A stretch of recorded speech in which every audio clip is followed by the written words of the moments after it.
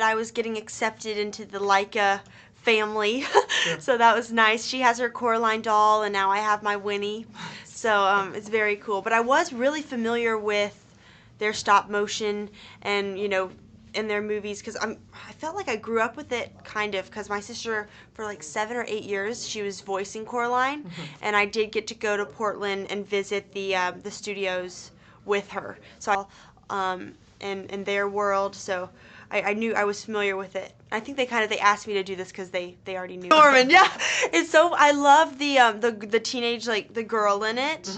Yeah, and I did get to see when I went to the Box Trolls.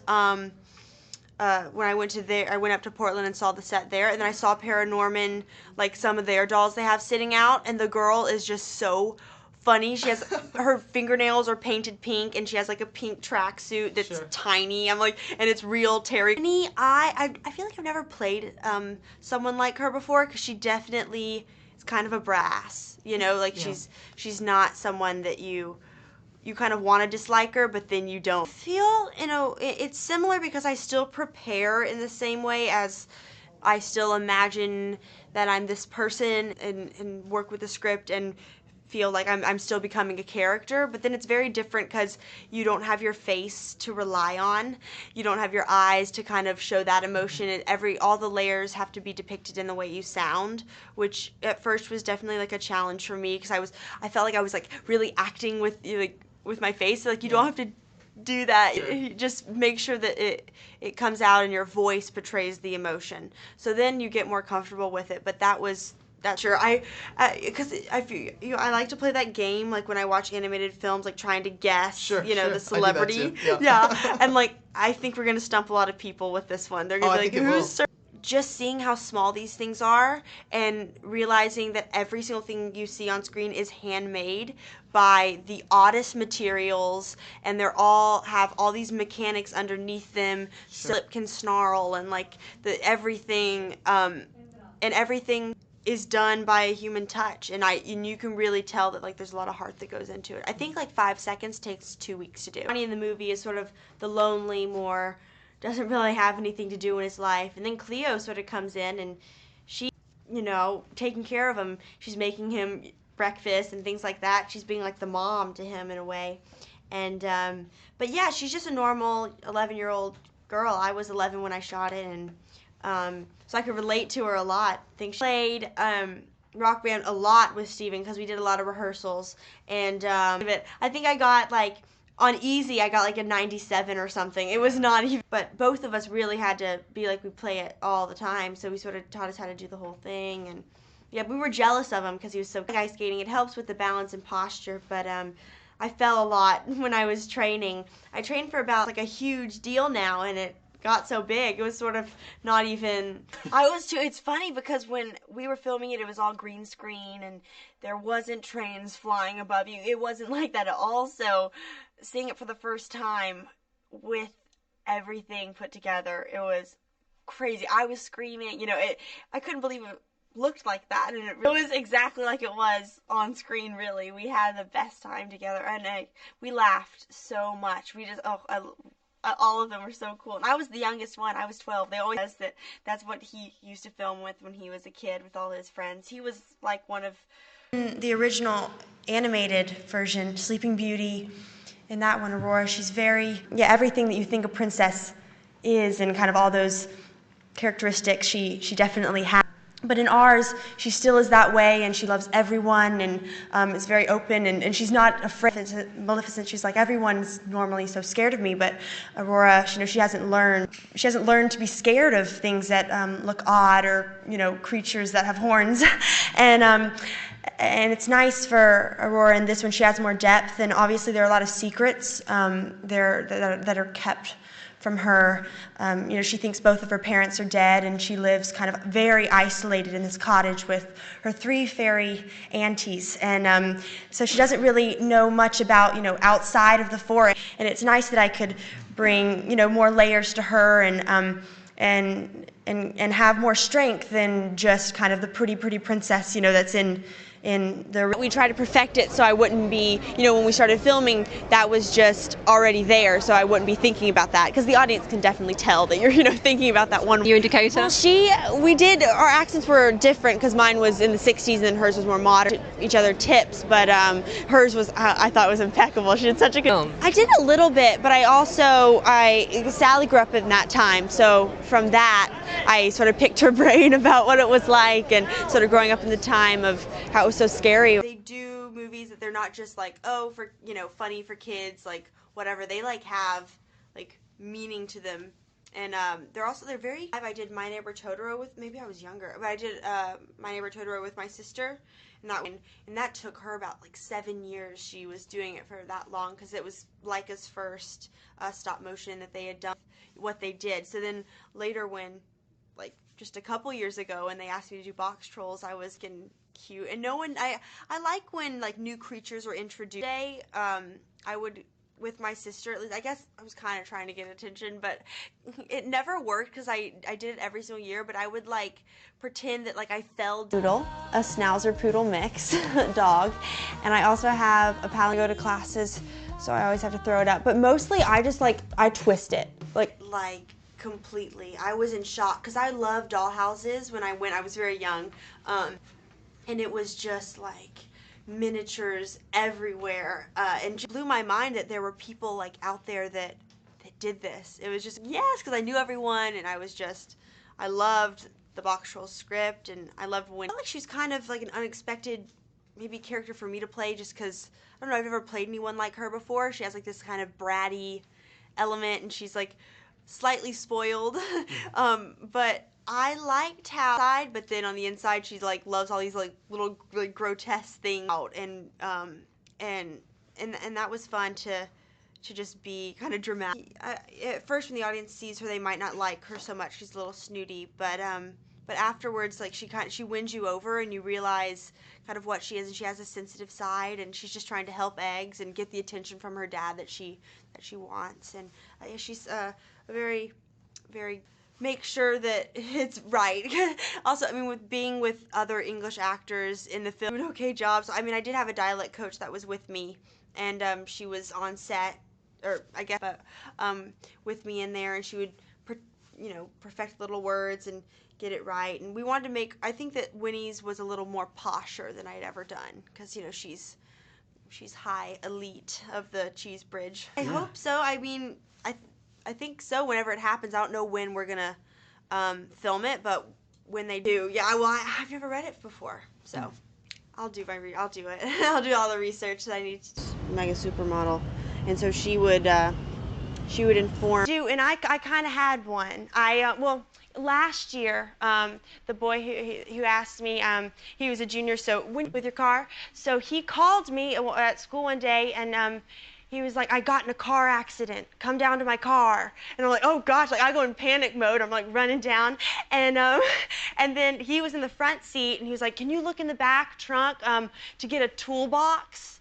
And so, such a close bond. I've never really had that with the director, being so collaborative. It was like I would show up in the mornings, and that was just extraordinary to have, and his style and all of his choices, and you know, the shots, it was just so specific, and everything meant something and was so detailed, and it was like doing and it was so artistic, like a photograph. It was in photograph. So mixing that with, you know, the fashion world and these women is just it's an extraordinary thing. And I think that the film, you know, having all those very complex themes, it's amazing. It's all with girls, so and it's not, I feel like a lot of crazy, so people are just looking at this false image that's not perfect, so then they see a real human being, they're like, oh, you're not perfect. It's like what you're looking. The only difference is her knees were pulled all the way up to her chest.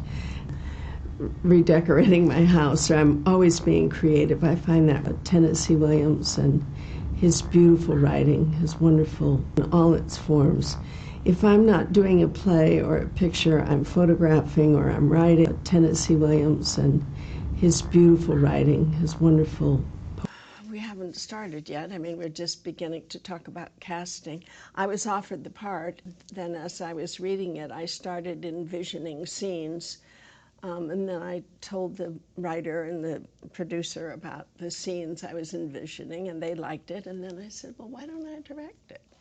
And I have old friends that I rely on that are part of my life and have been for, and it's about people relating and trying to overcome. Filming Alice Doesn't Live Here Anymore, and The Exorcist opened in Tucson, and it was around my birthday, so I threw a party for the cast and crew of Alice Doesn't, and I got up and followed her, and she got to the top of the ramp of the aisle, and she fainted, and I went over to help her, and I loosened. I had no idea that it was as popular as it is. I mean, only since this season opened last week have I been getting reactions like I've never gotten for anything I've ever done in my career. I mean, I can't walk my dog without it. It's a hugely popular show, and the people. No, I did do Downton Abbey one season because I have to watch so many shows for voting. But I did watch a few of these shows and liked it very much. But I had no idea that it was what it is to people, which is astonishing. Right now, though, I have a script called Bathing Flow that I just love, and I want to act in it and direct. That's a new challenge I'm looking forward to. And you know, we're in the process of raising money, which is the hardest thing I've ever. And I remember one morning I left town, the first one. I left town because I was so excited about it. I thought I really must calm down. So I made myself take a drive and not listen. When I got home, I had bouquets of flowers all over my doorstep, so I knew I was.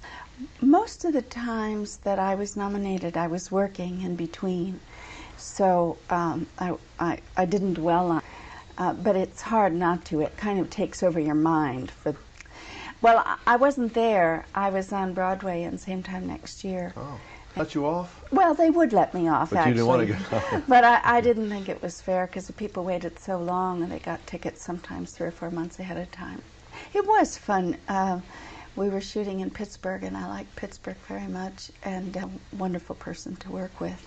And the rest of the cast, too. I love my daughter, Julianne Moore. She's, I think, new, exciting, beautiful. No, it's a movie about relationships, and there aren't too many of those around. And I'm glad to see that it got made, and I hope I still get letters. It wasn't the most successful movie I did, but I still get letters. Use it in their workshops, and on healing and on dying. And a lot of people had told me that they were with their parents when they died because of having seen the movie. And I think it's changed people's attitude, the people who've been exposed to it. A lot about death. And I used to play always good mothers. Lately I've been playing bad mothers. And you know, there are a lot of really wonderful actresses who aren't, because there are the roles for them. So I don't think there's a lack of, you know, it's not just that they're not writing the parts. I think it's a reflection of our culture that when I made Alice Doesn't Live Here Anymore in 1974, there weren't any films being made from a woman's point of view. It was a kind of watershed picture, and I think that's changed over. Actresses have taken it upon themselves to make their own work. When you work in a film where you don't have much to do, that's when you don't really know what to do with yourself. You know, when you have a story where there's a lot happening and there's a lot to work on, that's when it becomes very challenging. We're all sworn to secrecy. We can't talk about it. It's space travel. I think I can say that. Sci-fi. It's big. Yeah, it's wonderful. There are a lot of actors. I think so. I haven't seen it, but I saw Matthew McConaughey at the Emmys. I said, am I still in the film? Because I had such a small part, it could be cut. He said, you're in it. I've seen it. It's great. It's the thing that she felt inside that she needed to express, to test herself. I think I've been very good about getting my goals in mind, what I want, but I don't think I've ever been called on to really sacrifice. The priests who were working in the film were very active on the set, blessing the set and us, and We were, and they're both really wonderful films. And my television series will be aired too. That's Life, and I'm just having the best time I've ever had in my career. Going to work every day and having a steady job. It's nice to come back to television with such good writing and good here, so I get to come and visit with her. My brother used to live nearby, so I came to see him. So I feel very at home here. And then I hear that it's the oldest film festival. I didn't know that in the world. An experience on its own. We saw the film for the first time in its entirety. They're fans of Scott Pilgrim, and that just was so overwhelming that we got to sit there together as a cast and kind of experience it for the first time in that environment, you know, because you're there with people who are really passionate about the project, and they wanted it to be good, and they were, and it was the reception was amazing. They loved it. They laughed at all the right parts. It got to the point where we were both comfortable with our weapons, and I think that was most important, is that we didn't feel like we were holding foreign objects in our hands, and it was really important and key to us being able to sort of deliver the choreography, and that with the help of the amazing stunt team, I hope. Yeah, I would choose Kim Pine because you know, I think it's really cool that she's like a girl drummer and she's just kind of sitting there. She observes everything and she's just her.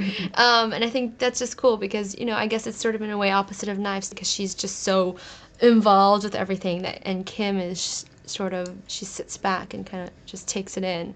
I think that I mean, even going right into shooting, Brian hadn't the 5th book yet.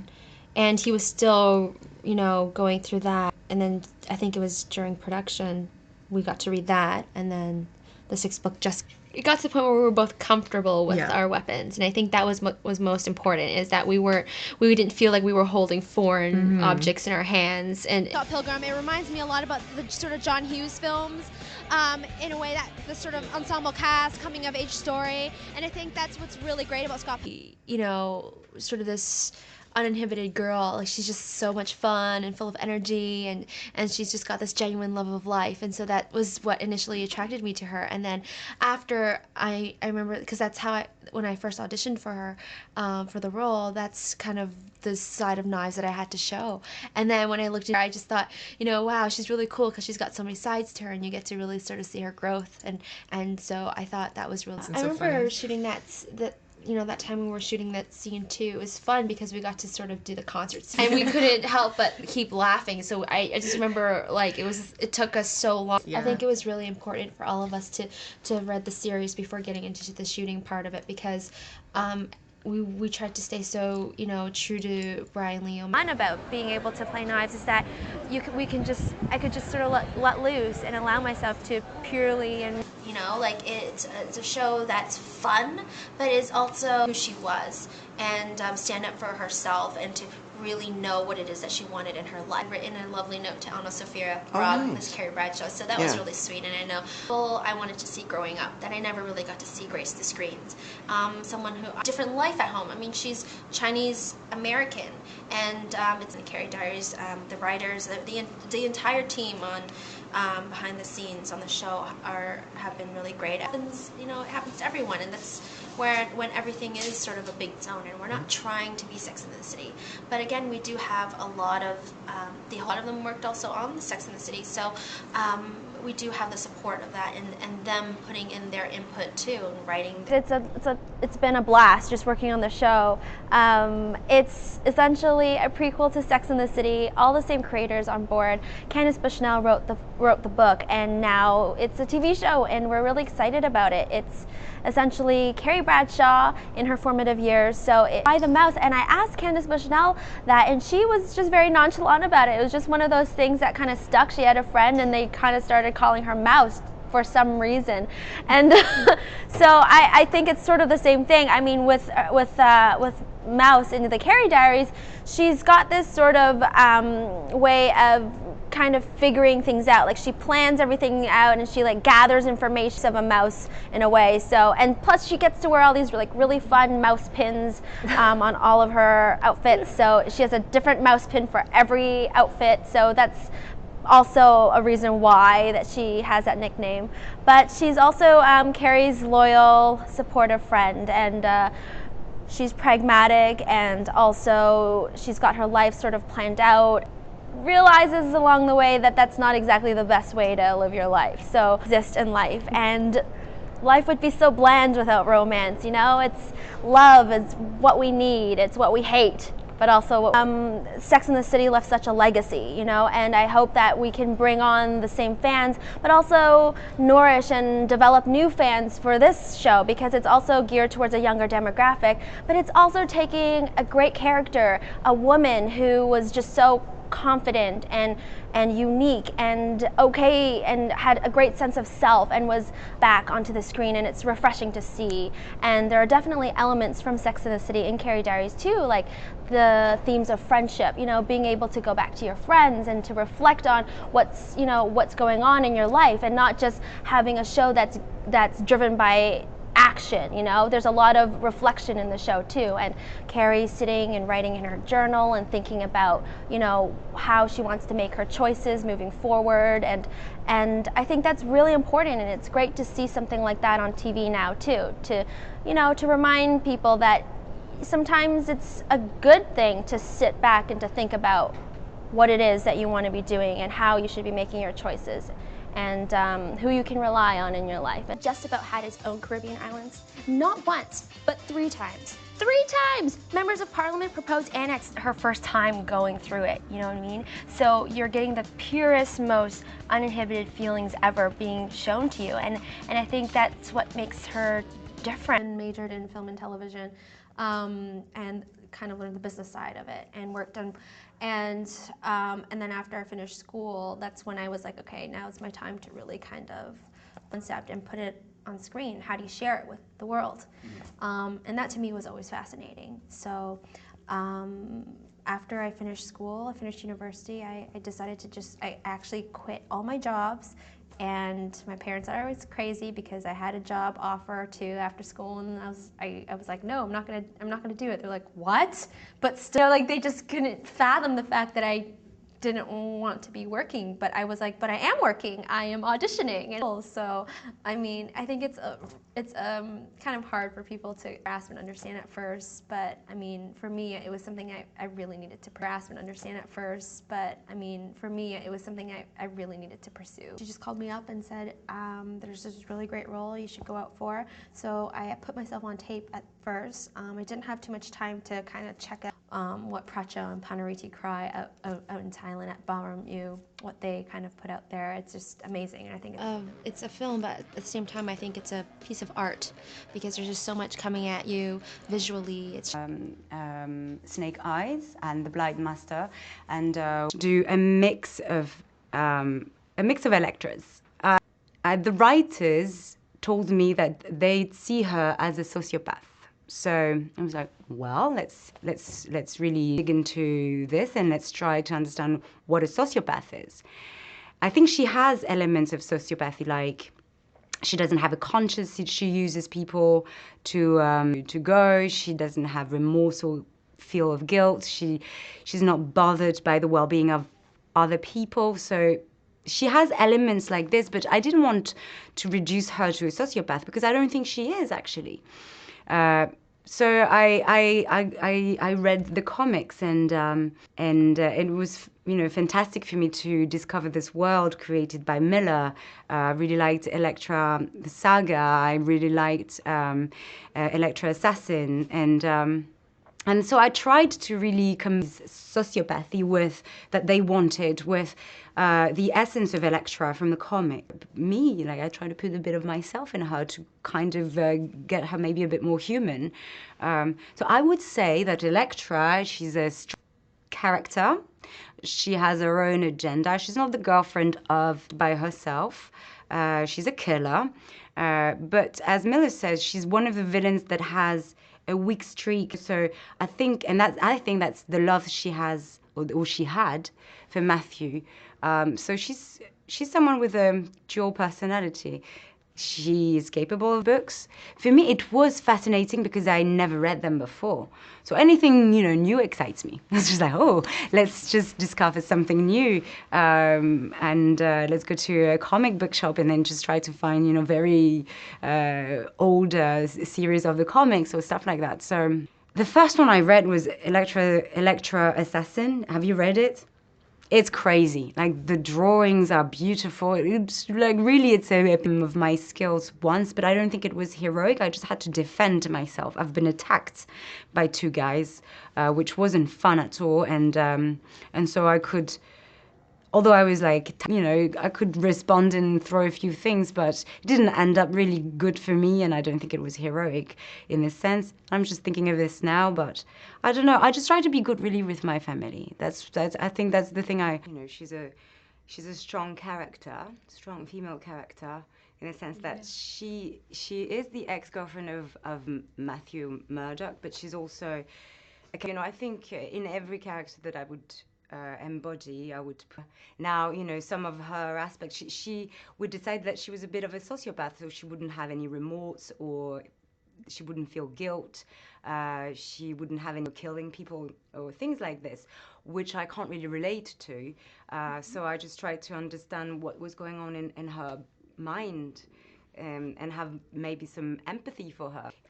This is part of herself. We wanted to have an Electra who's very charming and almost like une menthe religieuse, someone who would, she's like a very femme fatale, she has also these aspects in her personality. Men or women, I guess, that's part of her personality. But yeah, during the flashback, she wants to know more about Matthew. She's very intrigued by him, and so she will use her strength as well to get to know inside him. Jeff Love m'a appelé au téléphone et m'a dit: Elodie, c'est Jeff Love. Je m'apprête à te dire 3 mots qui vont changer ta vie. Welcome to Marvel. Like, wow. J'étais contente, j'étais très heureuse. J'étais très heureuse parce que ça a été un long. Donc le script est très riche, très bien écrit, donc il y a de quoi puiser. Je ne connaissais pas du tout les comics avant. J'ai pas grandi en lisant Elektra, Daredevil, Tintin, et Tintin. Donc tout ça, je connaissais pas. Je me demande d'ailleurs si on avait accès ici en France. Non, alors j'avais pas vu ça. Donc je pense qu'ils cherchaient, et je me demande si c'est pas le cas aussi avec Charlie. Je crois qu'en fait chez Marvel, ils cherchent pour leur personnage. Donc ça n'a pas été un problème. Ils m'ont demandé: est-ce que tu connais la vérité? Non, je ne connais pas. mais je vais aller acheter tout ça. Pas de souci. Donc voilà, donc je me suis immersée dans les comics et c'est un mix de tout ça. Notre Electra, c'est un mix. Et puis des éléments personnels aussi, forcément.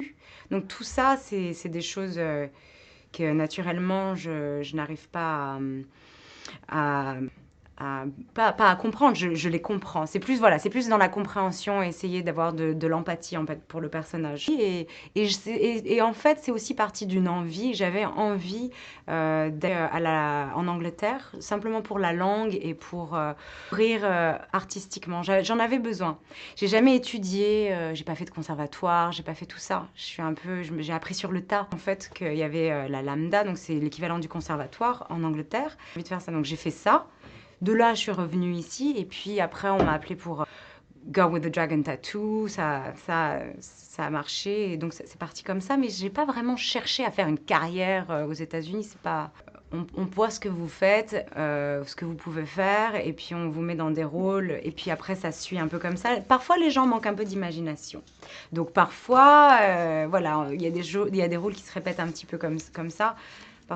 Yes, so I had to tape lots of scenes, and John was like, "Wow, you just sent." Oh my gosh! Yeah, and it was pretty funny because my manager was like, "Okay, right now, John, she wants to meet you on Skype," and she's following Snake Eyes on this journey.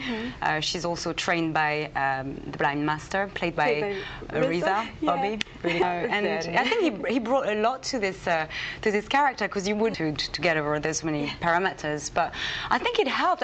At least it helps me when I'm on this type of movie to really enjoy doing the action. Yes. Because I'm not like, but I trained with Ming Qiu, and she's a wushu artist. Oh, wow. She's a wushu champion, so she taught me how to play with swords, and that was pretty new because in karate you don't have that. And then we trained a month before we start. Ming gave me like rubber swords. Then I didn't hurt myself. And then on the day, sometimes when you have close up and stuff like that, it has to be real. So it's metal. It's completely the opposite of what he's doing in G.I. Joe. He's amazing. But I live in London, and I just finished a drama. No sword, no action. Really, this is my background. But I feel close to the culture because although I grew up in France, I grew up I was close to my dad's family. So it's really, for me, it's a mix. And I think for my brother, it's a mishmash of martial arts for her to appear very, very cool and little cookie. How do you say? And she's a bit mysterious, and she's a good one to prove herself with the blind master and Snake Eyes. That was a lot of rehearsals and my mind through this. And there's the Himalayas sequence as well in the mountain. Un héros, un anti-héros, un méchant ou une gentille. Je voulais pas faire with the writers. They wanted her to be a sociopath.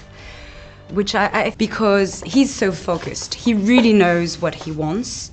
Very professional, very, very, very well prepared. Good thing that we have projects that allow a strong female character. I think it's important, but I don't think it's. I wouldn't say that I choose my roles this way. They kind of come to me like this, because it's all about strong female in feminism and all that. And I'd say that myself, I am I'm for female. Like I support. As an actress, I'm just drawn by interesting character, and I'd like to do more projects where it's about character, which are character driven. I don't think to do a strong female character, a strong character. Like I watched a French film, La Loi du Marché avec Vincent Lindon. The character isn't a process, a very long process, and very interesting as well because I auditioned. I auditioned without knowing that it was for Elektra. I met the Marvel scenes without giving me much elements, but I would bring, I think, new stuff every time, and they would just orientate me toward the characteristics of Elektra, but without telling me. So it was a very creative process. I could try things. I was very free to do whatever I felt was good. Yes. They asked me, are you familiar with the Marvel world, with Daredevil, with Elektra? I have to be honest, I don't know. I was watching the show, but that's all I knew about it. And of course, when I went towards the end, they told me it was for Elektra, and I just like, okay, right, let's go to a comic book shop and then find, anything I can to just, feed on it. So, of course, I read the Elektra Assassins, I read the Daredevil comics, and the Elektra saga as well. Miller Johnson. I love her. I wouldn't say that I agree with everything she does, but I think it's a very complicated, complex character. As an actor, amazing work for me to do. I enjoy the show. I think whether it's Charlie or probably John and a few others and I on the show, we had to go through the whole thing. And we worked with an amazing stunt team, so I had the chance to be paired with an amazing stunt woman, Lauren Kim, who did also a lot of crazy stuff, but they trained me, and I had to incorporate Muay Thai, some capoeira moves. I had to learn to manipulate the size. So, yeah, I don't want to spoil anything, but if you've read the comics, you know that they loved each other very much. So I think we kept this. Back in the days, they were very much in love, and it was a first love, a very special Daredevil. But TV show, not at the moment. Recently, I watched Making a Murderer. I don't know if you've watched the documentary. I like documentaries, so I would go where the work is, in my experience. It's just, okay, things happened a bit this way or anything, and then it's just opportunity to work with great actors, great director. Alex Perez is an amazing filmmaker.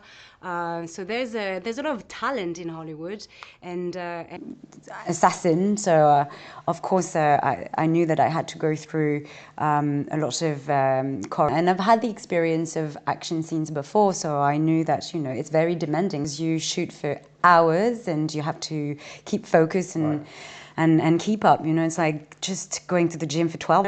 I take it from that. I don't think she hates once, strange way in her own way. So it can come across, a bit. I don't think a lot of people can relate to the way she loves people or she loves him.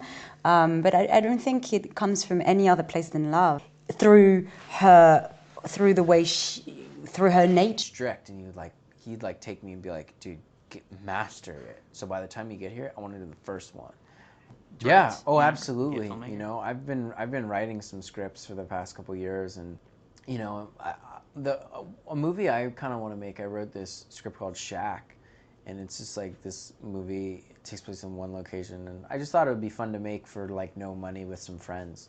You get to make a movie before you make a movie. In a sense, you can make something on a super low budget, small camera with your.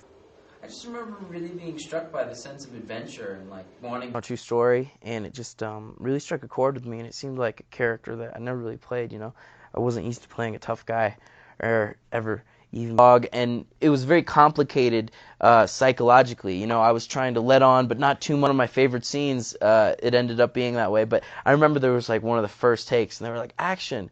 And I just like that it gets people a lot more self-conscious about you're in it and you're like, I didn't really feel like I got to know that period that well.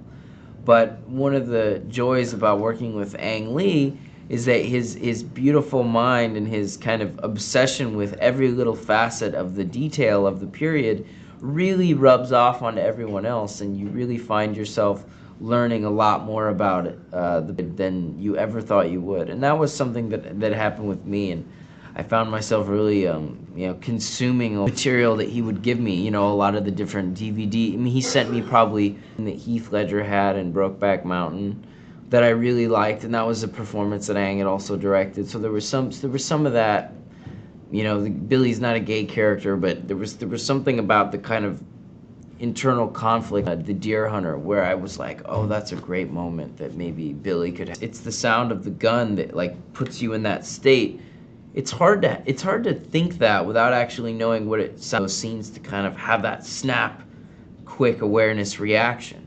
Because before I remember I tried it in rehearsal before I got those little subtleties that maybe a lot of the people in the audience, when they watch, if it's not there, they won't consciously know. But what Ang is part of his genius is filling in all little question marks to where when people watch it, it just has this feeling of kind of honesty and perfection and truth. Just who's obsessed with their work, it just shows a discipline and a passion and a rigor that is only beneficial, in my opinion, if not more, conversation just about what kind of shoes Billy should wear and how that's just an example of the kinds of details that we would talk about, and we would have hours just talking about what kind of person Billy was. We would create whole stories in our minds about who Billy was and what had happened to him and why he feels a certain way, and I loved it. I mean, because I'm very similar in the sense that I love to obsess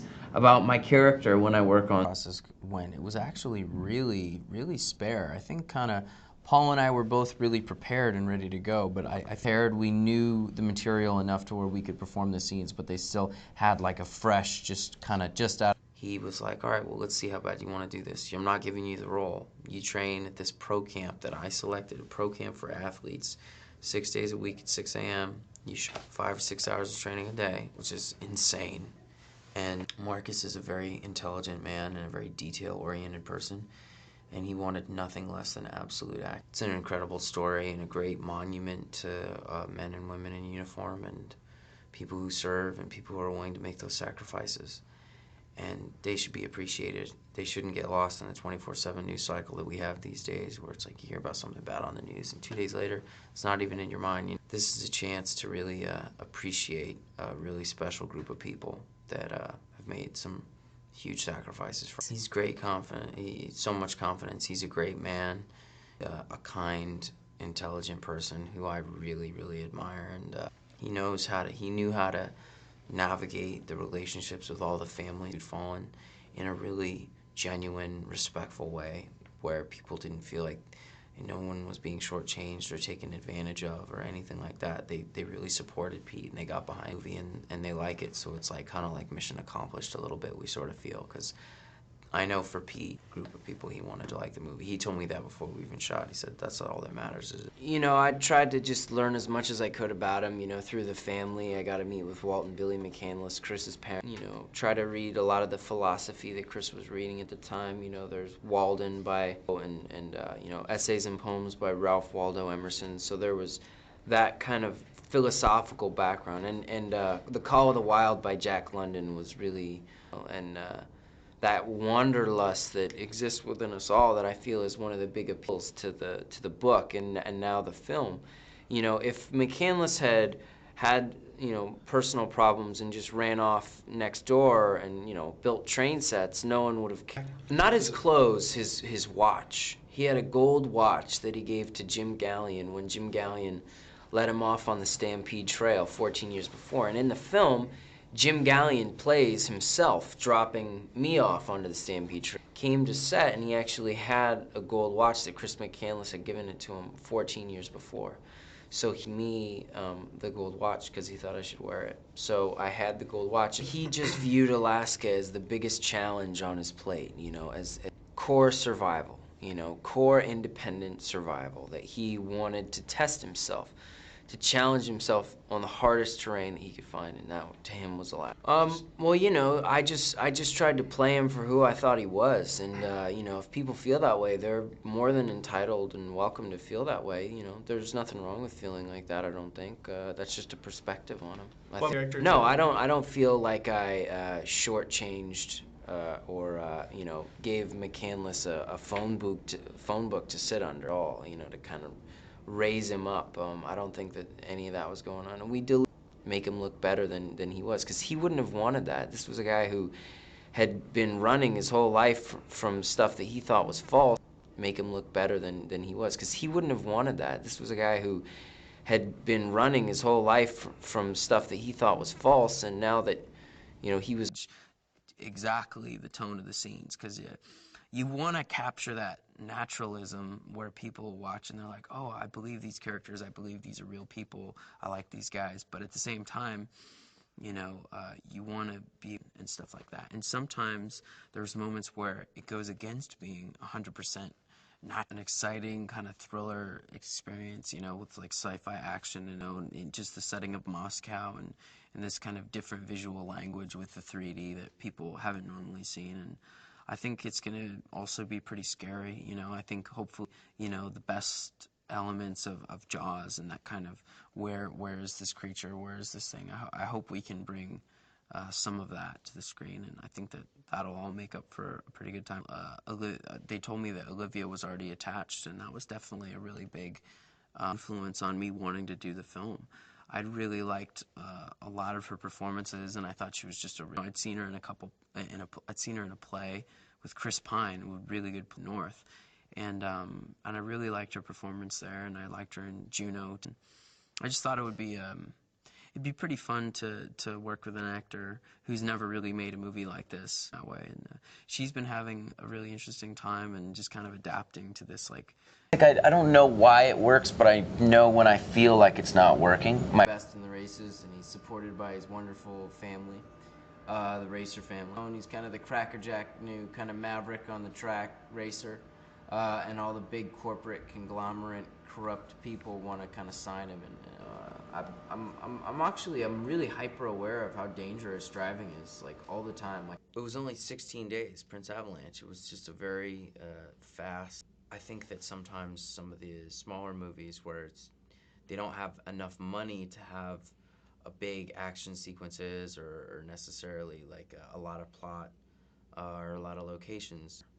So that's always a benefit for the actors because you get more stuff to play. And benefits to the audience, I guess that just depends on what the audience is looking for. You know, if you want to have a couple of laughs and a really enjoyable time, and see if I think that this is like the perfect movie for you to see. You know, obviously if you want to see like a robot movie, this is probably or amping, which is when you're practicing your music. But your film and the opportunity to get to work with him, and he's made so many classic films over the years, and he's just not only is he a great director, but he's just a hilarious, wonderfully. I don't think I've ever played a character that was probably as amoral in a certain sense, but at the same time it sounds really dark. But there's also, you know, this dark humor to it. I think that everybody's got, you know, their light sides and their dark sides, and their good days and their bad days. So you know, it's kind of examining the text and you know, version of it, and studying that part. You know, there's so much of that moral ambiguity and the kind of you know, he's so conflicted about whether or not to people and who does he love and who does he not love. And I think that really helped me when it came. You know, a lot of the guys I grew up with. You know, I lived in Topanga, California, which is kind of a rural community, and you know, there was times where I remember. You know, once you are kind of, you know, in that environment for long enough, you know, the trailer becomes its own. There is a lot of, you know, nuance to it, and there is the highs. And I had worked with on Into the Wild, and the character I portrayed in the film, Chris McCandless, had donated his life savings before he went on this kind of exodus that he did to Oxfam America, the Oxford Famine Relief. It's a humanitarian aid organization. And they had asked me when the film came out if I'd be interested in going to a part of the world. In this case, it was the Democratic Republic of Congo. And they show you the programs that they have, you know, with you know, the water, you know, clean water and wells, and you know, food distribution, and you know, support for rape victims and some of the rape clinics that they have out there. And then you come back, and hopefully, you know, you can spread the word about what they do, and they really do a lot of the freedoms they have. The luxuries they have, everything you have that you take for granted. You take tap water for granted. You know, I was staying in, you know, one of the nicest hotels in the Congo, and it barely had running water when I was there, you know. And then we went to another part, and I talked to a guy who was just appreciate everything you have, and realize that a lot of people have it a lot worse off. And that was what I, you know. But you can see that anywhere, though. You know, you can see that on the corner. There's homeless people because he was there, you know. Right. That would be a good title. The guy who talks about it because he wanted of me, that wants to engage in that way, you know, and do what I can. You know, Sean Penn has a relief organization that he started, JPHRO, in Haiti. Mm-hmm. And I went, he asked me to go to Haiti last year in May, and I went to Haiti for 12 days and stayed at a camp that he's working with. And, you know, there's 55,000 people that are in this camp that JPHRO is one of the leading kind of managerial. I absolutely have, I've always looked up to Sean, and, you know, working with him has been a big milestone for me. On YouTube, which I did a lot before I got my wisdom teeth out, because I was, you know, I was nervous about the whole procedure, and I'd never been put under anesthesia. Yeah. And there's a million hits, and the other video, David goes to the dentist, has got like 100 million. Skateboarding, it's not like snowboarding or surfing, you know. It's concrete in a certain way, especially with the car. You know, occasionally I like to do, you know, the more extreme sports and things like that. But I not too safely though. I climbed Mount Kilimanjaro.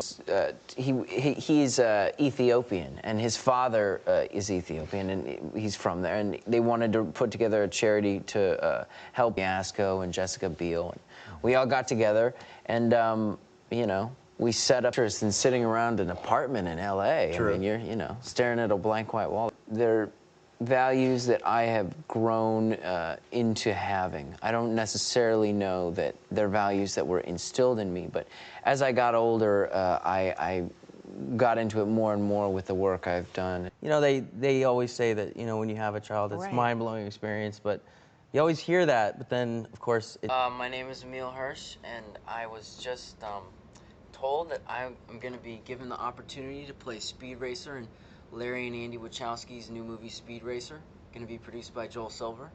And just super excited. Ever since I was a kid, I wanted to be in a movie like this with guys like Larry and Andy who made The Matrix. About racing, you know, in America, everybody has a car.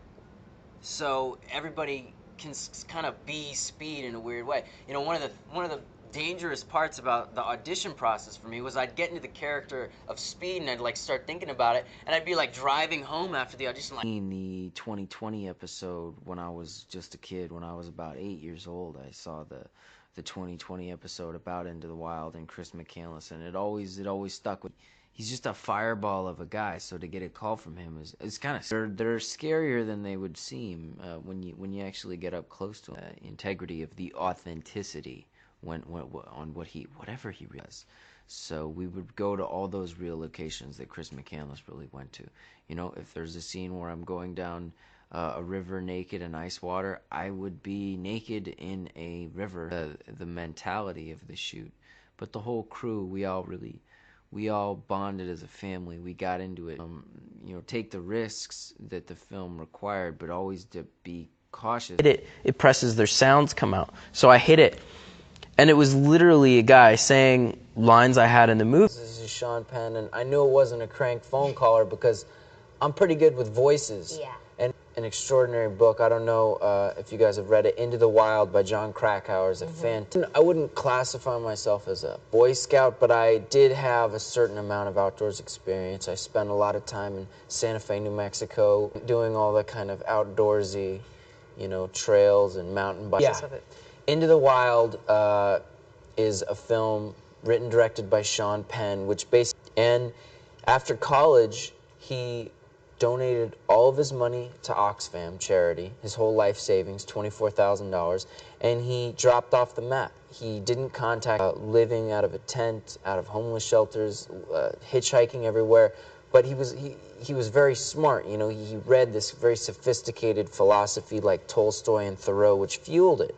And his ultimate adventure was to go into Alaska and live off the land with almost no supplies, which he did remembered for a really long time. You know, this is, to me, one of the greatest. Yeah. I watched Cartoon Network. They were rerunning it, so I would always be watching Speed Racer growing up. I would watch it with my cereal, and then I'd pour the soda in, kicking and screaming on the floor as my agent would look down in disgust. And then, you know, you just a huge robotic arm that can, like, you sit on it, and there's like a seat, and it just thrashes you around and can spin you around, and it mirrors the movement of a car, and it's all on a green screen background. And it's nauseous, and it gives you whiplash. I was like, that looks real. I mean, the effects in this movie have got to be... They would show me some artwork. They'd be like, okay, this is what's going to happen. Conservative driver. All my friends were laughing when I got the part because they all know me as like the granny driver. It was like the most amazing actor you could ever be around. I mean, you're just so riveted by his every movement. You know, I felt that I wanted to kind of get McCandless. I wanted to be true to who he was as a person. You know, I didn't want to just throw the character out the window and do my own interpretation or anything. That kind of touches upon is something that exists within us all. You know, that yearning quest for adventure. Into the Wild was such a long, hard shoot that I think I just went into Speed Racer with a lot. The defining moment where I felt like music helped me out. Yeah, I mean, the defining moment was probably when my mom used to sing me nursery rhymes. I mean, I think I mean, it's kind of a strange answer, but I mean, so when I made the film, like, I kind of already knew a lot of that hippie culture and a lot of that whole world, and it was just like a music festival, kind of crafts and all that, and then just the novelty of that in a sense, but it was also like zoom in on my crotch and some take, but everyone. Yes, and it stayed with me forever. I was 5. I was doing ballet, and my parents were watching, and I fell flat on my face. I knew. All of them. I was saying, like, when all the men like have their clothes on and they're all dancing. You know, when they did an amazing cause. I actually recently visited a children's hospice, and it really kind of, until you see, you know, firsthand what actually goes on and the incredible people that raise money for these sorts of things, it really, really kind of hits home how important these Well, as I say, it's one of those things until you see it firsthand. If you don't have that kind of trouble in your life, you don't know how important it is really. It's so important. It's so important to support this. And yeah, the people that are on board with it, they're just incredible people. I had a tour of Brexit Tiffany's. I was taking over Pixie Lott for a while, and she's now doing the West End. And yeah, I've just had the most incredible 8 weeks doing. Yeah, so I'm just kind of getting back into the real world now. Kind of trying to get rid of my tour habits, and yeah, just getting back into the real world. Yeah, I've just had the most incredible 8 weeks doing that. Yeah, so I'm just kind of getting back into the real world now. Kind of trying to get rid of my tour habits, and yeah, just getting back into the real world. New career, it's so unbelievably different. It's incredible. I'm just so lucky to be working. I'm so lucky to be doing kind of all different areas of it, and yeah, it's so fun. It's always fun, no matter what. Yeah, I've got a film coming out called Lies We Tell, which comes out kind of a little bit later this year, after the summer, I reckon, sort of maybe beginning of the winter. So yeah, I haven't done the in-betweens for a long time now, but it's so nice to see it continuing and watching it. I can now be a fan. A huge fan. Oh, I love it. Yeah, I love the film. I love the first film, and I think my first film. So I was thrown at the deep end really, but best way to do it. Yeah, and I was saying earlier that. I started out as such a huge fan of these people, and now that they're my friends, it's like, oh, you're so happy, and it was just, oh, can't believe this is all happening, But with films, it's kind of like there's just that little bit more excitement, and I didn't think I could feel any more excited about a job. Well, it was like, the gags were obviously toned down a lot more. We're in company of, very respectable people, But no, it was lovely. It was really nice actually, a nice change. I always like, change. Yeah, it was great. Everybody got on so like the fact that it was a whole mix of ages in the cast, because I'm not used to that at all. So yeah, it was an experience. Oh, a complete mix of things. I play something different completely every scene that I'm in. So yeah, it's just really fun. Tracy Ullman's incredible. She's an amazing woman. She's so fun. She's so talented, and she's such a great person in real life. She's such a laugh offset too, and so that's been really fun doing it with her. Yeah.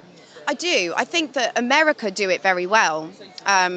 Yeah, there's so many amazing, beautiful, funny women in America. I feel like Brits are quite repressed when it comes to that sometimes. There is definitely a bit of sexism going on, that people think women can't be funny. I like to think it's changing. I hope it is. We just have to kind of do our best in all the work that we do, and enjoy the work we do, and stick our fingers up to anyone who says how excited I am. I am such a huge Brent fan, huge Ricky Gervais fan. I think he's a genius. I think changed the history of comedy with David Brent. He created a whole new kind of genre, and a whole new mannerisms and ways that people speak to each other, which I find fascinating. He changed the history of time. There goes David Brent. I must remember to thank, because there's something so endearing about it. I think the thing about great comedy is that it's got to have a real heart to it. And I think when somebody makes that much of a fool of themselves, but they think they're smashing it, that's the thing. They think they're nailing it, and they think that everyone likes them, they think they're really cool, and actually behind their backs people are. So I think it's quite endearing, and I think people like that. I think that's what makes him so likeable, even though he's a lechy old fart. People that gets everything wrong. I think people really root for him, because it is endearing, and he's just trying to be pals with everyone. He's trying really hard, and there's no malice in it. He's just trying really hard, and I think that's what people like. I think that's why he's. I've got a few things. I'm filming the Tracy Ullman sketch show at the moment, which has been really fun. I've just got back from the Cotswolds filming Father Brown as well, and I've got some films coming out that I should be promoting very soon. So yeah, it's all good. I've worked a lot this year. I've been really lucky this year. That's kind of like a real gritty sort of thriller. And there's Ibiza Undead, which complete opposite end of the scale. It's a ridiculous, hilarious, gory horror film set in Ibiza, and a load of zombies take over the island, and it all gets really, really disgusting and gory. So if you like that sort of stuff, you'll love that. And I've got another film called Iron Sky 2 coming out, the sequel to Iron Sky, with Tom Green. So yeah, it's been a really interesting year, complete mix of things. Oh God, he was amazing. I was a bit disappointed. I didn't actually have any scenes with him, but I met him and on set, and he was great. And yeah, I've been so lucky. The last few jobs I've had, I've worked with some absolute legends. My next goal is Ricky Gervais, so hoping to kind of lure him in tonight. Oh, a complete mix of things. I play something different completely every scene that I'm in. So, yeah, it's just really fun. Tracy Ullman's incredible. She's an amazing woman. She's so fun. She's so talented, and she's such a great person in real life. She's such a laugh offset too, and so that's been really fun doing it with her. Yeah, I do. I think that America do it very well. Yeah, there's so many amazing, beautiful, funny women in America. I feel like Brits are quite repressed when it comes to that sometimes. There is definitely a bit of sexism going on, that people think women can't be funny.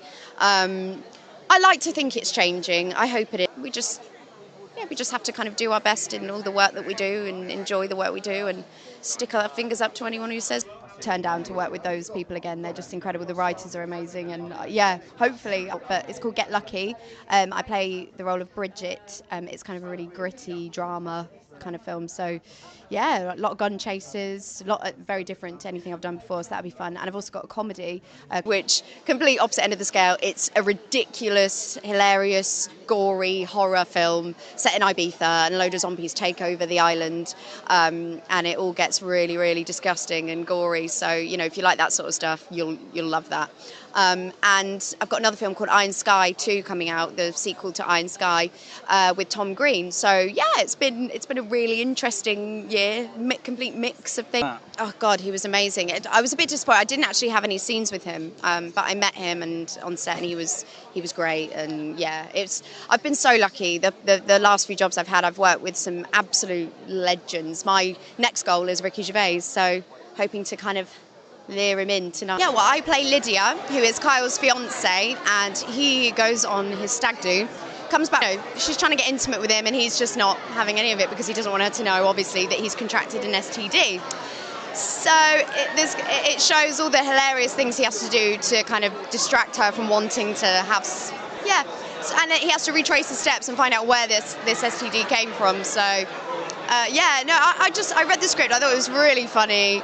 It's an original idea. I don't think I've ever heard of a film doing something like that. So, yeah, and I really love the part, and I love the relationship with Lydia and Kyle. I think it's sweet, and it's actually quite sad watching the breakdown of their relationship, because I think there was a lot there in the beginning. So yeah, well, I don't think in any other kind of, you know, wedding involve this particular subject of catching an STD. You know, you think there's going to be, in all these kind of rom-coms, you think it's going to be a happy ending, they're going to get married and it's all going to be lovely, but, you know, when you watch this film, to our knowledge, this guy has cheated on his fiancée. It's kind of like, you know, it's a bit dark, really.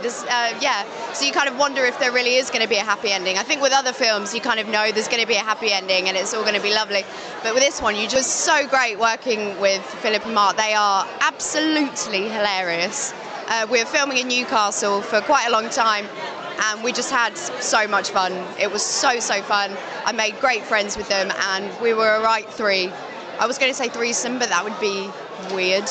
But no, yeah, we had so much. It was actually, as well, on screen, it was still really fun, but it was more talk about that fun the next day on set. And yeah, there were times where they both kind of ganged up on me a little bit, but I didn't. Two brothers who, they're kind of lovable rogue kind of characters. I mean, they get into some serious trouble. They rip off a very nasty guy. They brothers. Mm-hmm. And in the meantime, there's a lady hanging around causing more. And yeah, so she falls for the lead guy, Lucky, played by Luke Treadaway, and they develop this romance.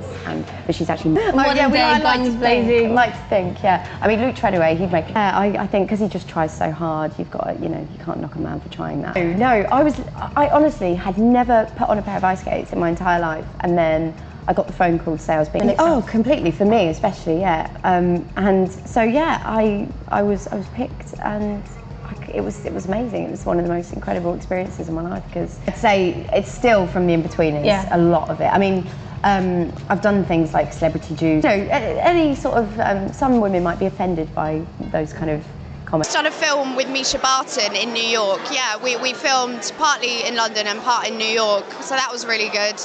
I really enjoyed it. So that'll be out, I think maybe in a year's time. Films take forever to you know, actually happen. So yeah, that was great. I've got another film coming out called Ibiza Undead, which things going on. And yeah, I did this film in New York just now. I just got back from New York. Yeah, well, in The Hoarder, I play Molly. She's Misha's friend. Misha plays a girl called Ella.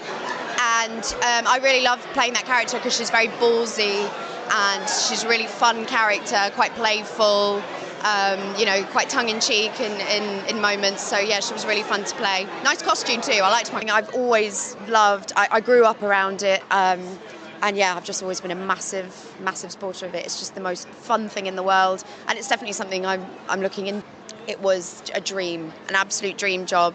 I'm so lucky. I still can't believe that I actually did that job. Yeah, I'd love. Do you know, just every day with those guys was possibly what's going on next. Yeah, quite a few stuff I'm not really allowed to talk about. Actresses always say self-tape, so it's hilarious because you have to just kind of do it so quickly, get it done in your bedroom as quickly as possible, so you have to get rid of all your clothes. A lot of guys who get themselves into trouble with a casino heist, it goes wrong, they end up ripping off the wrong people. I play a lady called Bridget who's here to stir trouble amongst the boys. No, it's a really fun, action-packed film. It's pacey, yeah, it's fun, and yeah, it was great to film. Well, I like the fact that the characters are likeable. You know, a lot of British gangstery type films, though they're all incredible, they're all so violent and they can be very dark and kind of shocking. With this, it has got a comedy element to it, so all the characters are very likeable. You want them to succeed in doing all the bad things, which is a bit strange, but yeah, no, the characters are likeable, and yeah, you like them, you warm to them. I think that's key. Well, apparently it does. Apparently this role does come naturally to me. I'm not complaining at all. They're my favourite kinds of roles, and yeah, apparently it's what I'm good at. So yeah, I love playing those kinds of roles. Always a girl who can kick a bit of arse. You know, amongst the men, I think there's a lot of big girl power element to it. I've always been a fan of the Bond girls. You know, when they're coming in there, they're looking all sexy in their dress. And I think there's a lot of big girl power element to it. They are naughty girls, and they can really handle themselves amongst, you know, kind of egotistical, powerful men. Yeah, so there's a huge girl power element. Do you know what? It was so fun. I was kind of nervous before. It's a comedy. It's very rude. It's about a couple who they're engaged. I mean, such a cliche saying thank you for your support, you know, but yes, I love you all. Please keep watching my films, and yeah, hopefully tell you how excited I am. I am such a huge Brent fan, huge Ricky Gervais fan. I think he's a genius. I think changed the history of comedy with David Brent. He created a whole new kind of genre and a whole new mannerisms and ways that people speak to each other, which I find fascinating. He changed the history of time. There goes David Brent. I must remember to thank, because there's something so endearing about it. I think the thing about great comedy is that it's got to have a real heart to it. And I think when somebody makes that much of a fool of themselves, but they think they're smashing it, that's the thing. They think they're nailing it, and they think that everyone likes them, they think they're really cool, and actually behind their backs people are. So I think it's quite endearing, and I think people like that. I think that's what makes him so likeable, even though he's a lechy old fart. People that gets everything wrong. I think people really root for him because it is endearing, and he's just trying to be pals with everyone. He's trying really hard, and there's no malice in it. He's just trying really hard, and I think that's what people like. I think that's why he's. Romantic track in a film that was not required of. Okay. And we realized after the release that we somewhere went wrong in taking that Sufi track just to put in that. There's a film which is a mad comedy. It requires someone like an Amit and Amitabh to get together and do something very different, unique. And I think over the past 2 years, we've tried to gravitate away from, but at the same time have catchy music in films. Like even in this film, you've not seen the track, but it's going to release. Chakkar is a film which is a mad comedy. It requires someone like an Amit and Amitabh to get together and do something very different, unique, and romantic track in a film that was not required of. Okay. And we realized after the release that we somewhere went wrong in taking that Sufi track just to put in that. Whenever he has a fight with her, she has filled his wardrobe. Do that, you can't keep both parties happy. So yes, there are times when that producer got a bit ticked off putting this film also. So it's juggling between both the sets. It's going there, shooting, coming, and actually after this I'm going at 2:30. I'm going to shoot. He's upset. That's the funniest part. He's not told me he's upset, but obviously he's upset. Trying to sort things out. We've almost sorted things out. There has not been much of a problem. And also over there, they have a field which we don't have here, which is something that I would want because I wanted the environment to be great. And it's not changed in one bit. The entire, he used to have the chemotherapy. Next moment he was out. शुरुआत और उसका अंत इसी बात से शुरू होता है कि जब मुझे एक फिल्म में कैरेक्टर पसंद है और टाइटल किस पे है.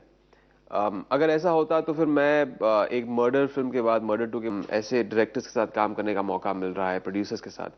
Who've always wanted to work with them and really fascinating stuff. I show कि आहिस्ता आहिस्ता एक growth होके through a weekend, through a week एक नई audience बनेगी. I'm very critical of my films.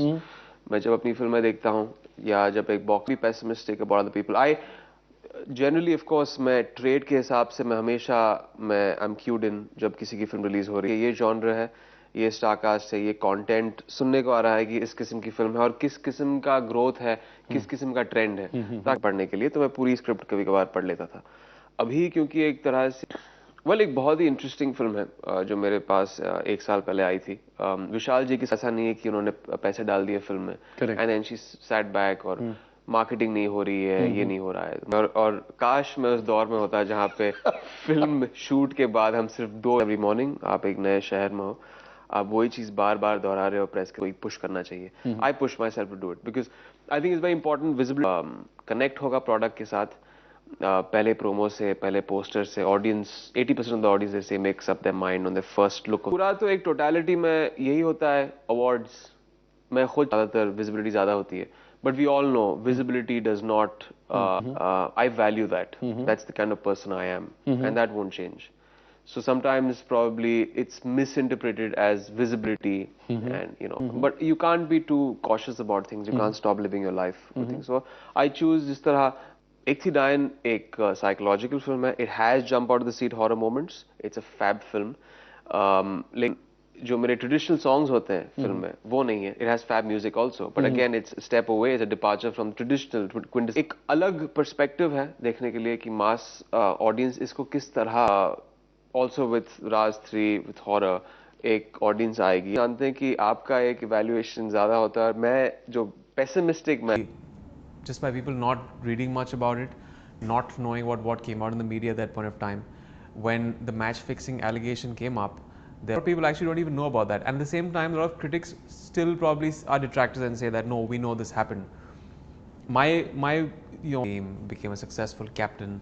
And after that, when he was on his peak, there was this unfortunate incident, which all makes for great, dramatic moments in the film and has, after doing so many films in the industry, in Bollywood, when generally things are so fictionalized, here was a film where we had the opportunity of bringing in real instances about a sport of not just the allegation and when he was fighting the court case, but I think tough to play. Sure. And if a certain criticism would come in the film also that drew me towards it, but I'm sure the dividends are going to be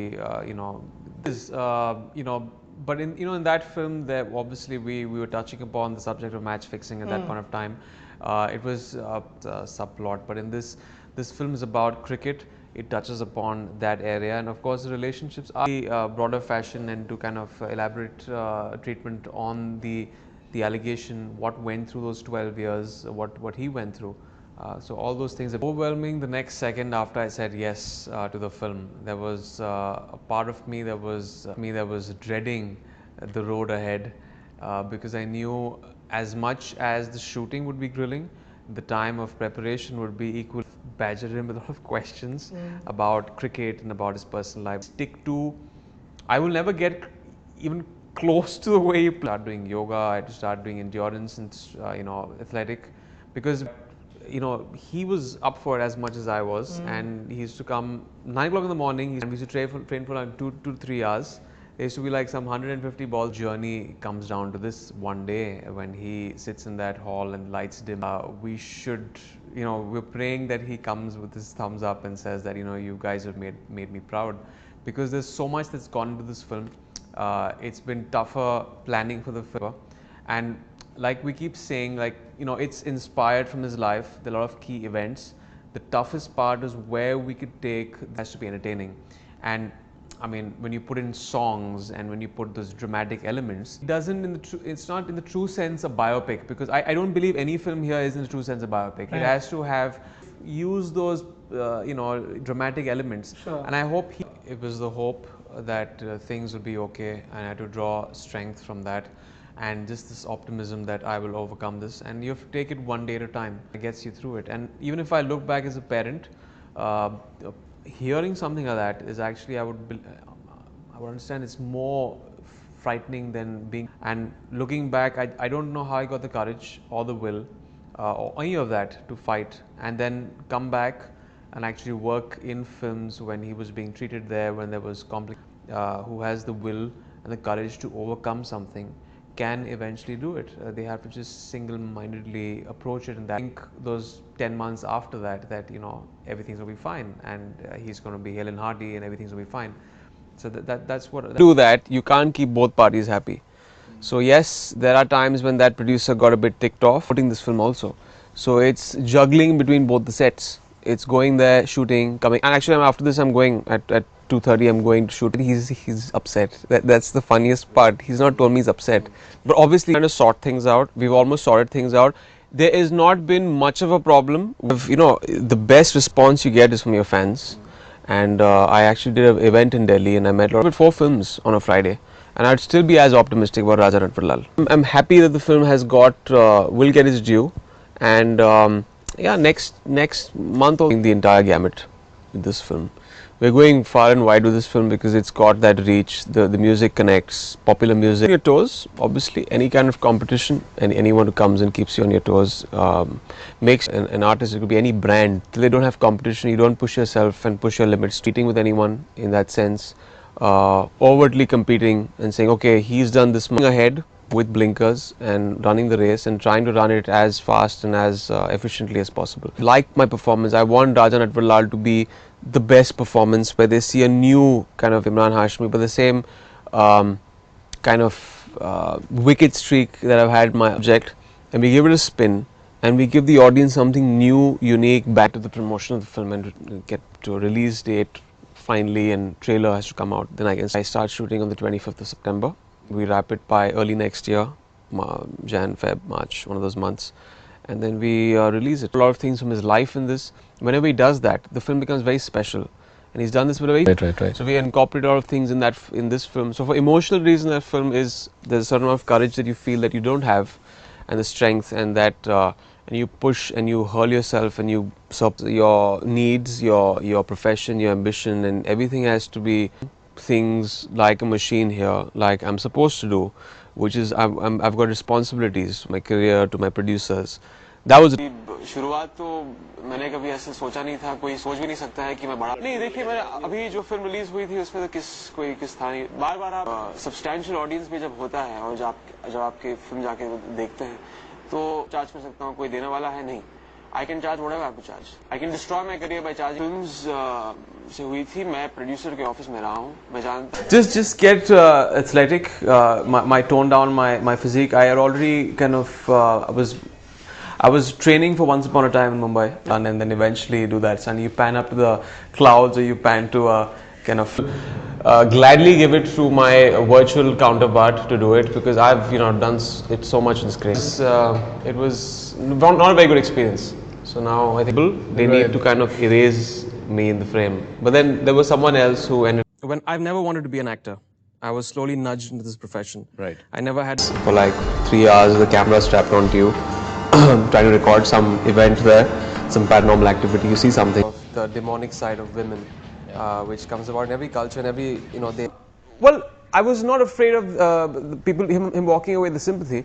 I was just, I'm fairly a newcomer. Right. I have to match up somewhere. So I had to be on my toes and matching, ruthless. And I like that. I think it was very interesting. He kind of sticks, said that I was extremely secure, and I felt that everything is going to go smoothly in this film. And, but when I met everyone, you're assuming these things in the beginning when you sign the film. The thing is, if you go and explore the details of that issue, I think it somewhere compromises. He deals in pirated films in Mumbai.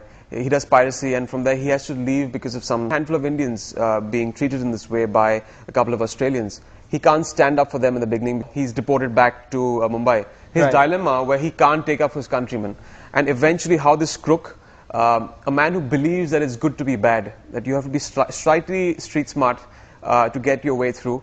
Yes, it touches the topic of racism also.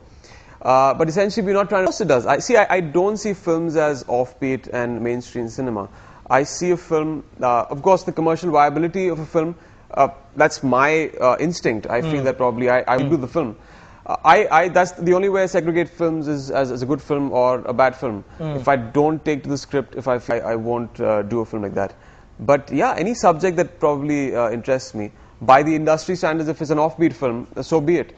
I will do it. But I'm doing the subjects that it does bleed into your personal life. People start assuming things about you. झगड़ा हो रहा है set पे या कुछ पता नहीं कहाँ से बातें आती हैं. Who leaks it out? शुरुआत में जब मैंने यहाँ पे काम शुरू किया था तो लोगों ने कहा था यार तुम्हें एक्टर नहीं बनना चाहिए क्योंकि तुम एक्टर की तरह जो ट्रेडिशनल बॉलीवुड एक्टर है उसकी तरह ना. एंड आई बिलीव दैट आपके पेरेंट्स भी somewhere close people close net उनके फियर्स होते हैं आपको लेकर, बच्चों को लेकर, और आप इम्पोज करते हैं अपने फियर्स और अपने एम्बिशंस उन पे, जो मैं कभी अपने बेटे के साथ नहीं करूँगा because I realise this with my they were imposing their fears और मैं बहुत स्टबर्न था. I wanted to prove them wrong, I wanted to prove everyone else wrong. I knew I could यार अभी बुरा टाइम चल रहा है, it's over and you know the spark is not, तो कोई ना कोई काम दे देगा ऑब्वियसली. ऐसा नहीं होगा कि अगर कोई और किसकी फिल्म चल रही है तो और इसका वो रेपिटेटिव हो जाता है. वो प्रोड्यूसर्स कहते हैं यार अच्छा ठीक है इमरान के साथ. फिर मैंने सोचा कि व्हाट एल्स, व्हाट न्यू, लेकिन फिर भी मुझे ऐसा काम नहीं मिल रहा था कुछ अलग. फ्यू फिल्म्स, पहली फिल्म आई थिंक पहला फिल्म मेकर जिन्होंने सिचुएशन में रिस्पॉन्सिबिलिटी आ जाती है तो वही चीज़ मेरे साथ भी हुई. जब ये प्रॉब्लम हुई तो I wanted to give him थी. यहाँ पे बहुत सारे प्रोड्यूसर्स ने एक्चुअली में फ़ोन करके दिस लेंट देयर सपोर्ट. उन्होंने कहा कि क्या हमें अगर आप हमें बताएं तो हम करना पड़ा. But I think any father would do that if they are juggling आपकी professional life, personal life. Years back जब उन्होंने पहली फिल्म मेरे लिए बनाई थी फुटपाथ, उससे पहले एक्चुअली मैं हाँ थोड़ी बहुत मैंने एडवर्टाइजमेंट्स की थी as a kid. But I think that was like more my family, my mom and my grandmother nudging me क्योंकि ऑफर्स आए थे. बट उसके बाद कभी कोई चाह नहीं थी, कोई intense want. So I think Vikram almost held my hand and took me through my first film. And then Raz 3 was made by Vikram again क्योंकि वो 10-12 साल के बाद It's a combination of a lot of things. अगर आप talented नहीं हैं, अगर आप हमने देखा है कि बहुत सारे एक्टर्स हैं, उनके नेव्यूज, बेटे बेटियाँ, अगर ऑडियंस आपको एंडोर्स नहीं करती है तो आप हम तुम्हें आउटलेट तो दे देंगे फिल्म इंडस्ट्री में, लेकिन अगर तुम्हारी फिल्म नहीं चली, अगर तुम अच्छा हिट और फ्लॉप से ज़्यादा मायने रखते हैं. एटलीस्ट इन माय लाइफ जो जिन लोगों के साथ मैंने काम अनसक्सेसफुल फिल्में भी दी हैं कुछ लोगों के साथ, लेकिन अगर इक्वेशन अच्छा है वी बाउंस बैक टुगेदर और कहते हैं चलो ये नहीं चली तो yes morally and ethically they do things that are questionable, but at the end of the film you see there is a win your heart. They're kind of endearing towards. It's a very thin line and it's a very difficult task to kind of have a man very interesting. And there are enough heroes doing the traditional good boy things. Right. And no, not at all. I mean, they made a certain kind of films that were great, that work. My kind of cinema, which is not perceived as mainstream, started doing well. It started clocking in the numbers. And then everyone, they somehow realize that, oh, this can also be mainstream. Mainstream is not just a family film. Mainstream is not just a senseless comedy. Mainstream is not just a rom-com song and dance film. God, this guy has something in him. I want to work with him someday. And he never really had a particular role for me. And he said, I mean, that was a film about drugs and that world. This was another world. But there was a certain similarity between these two characters. And I remember he had SMS'd me and said that he wanted to meet me for a narration. That's probably one of the only films that are films.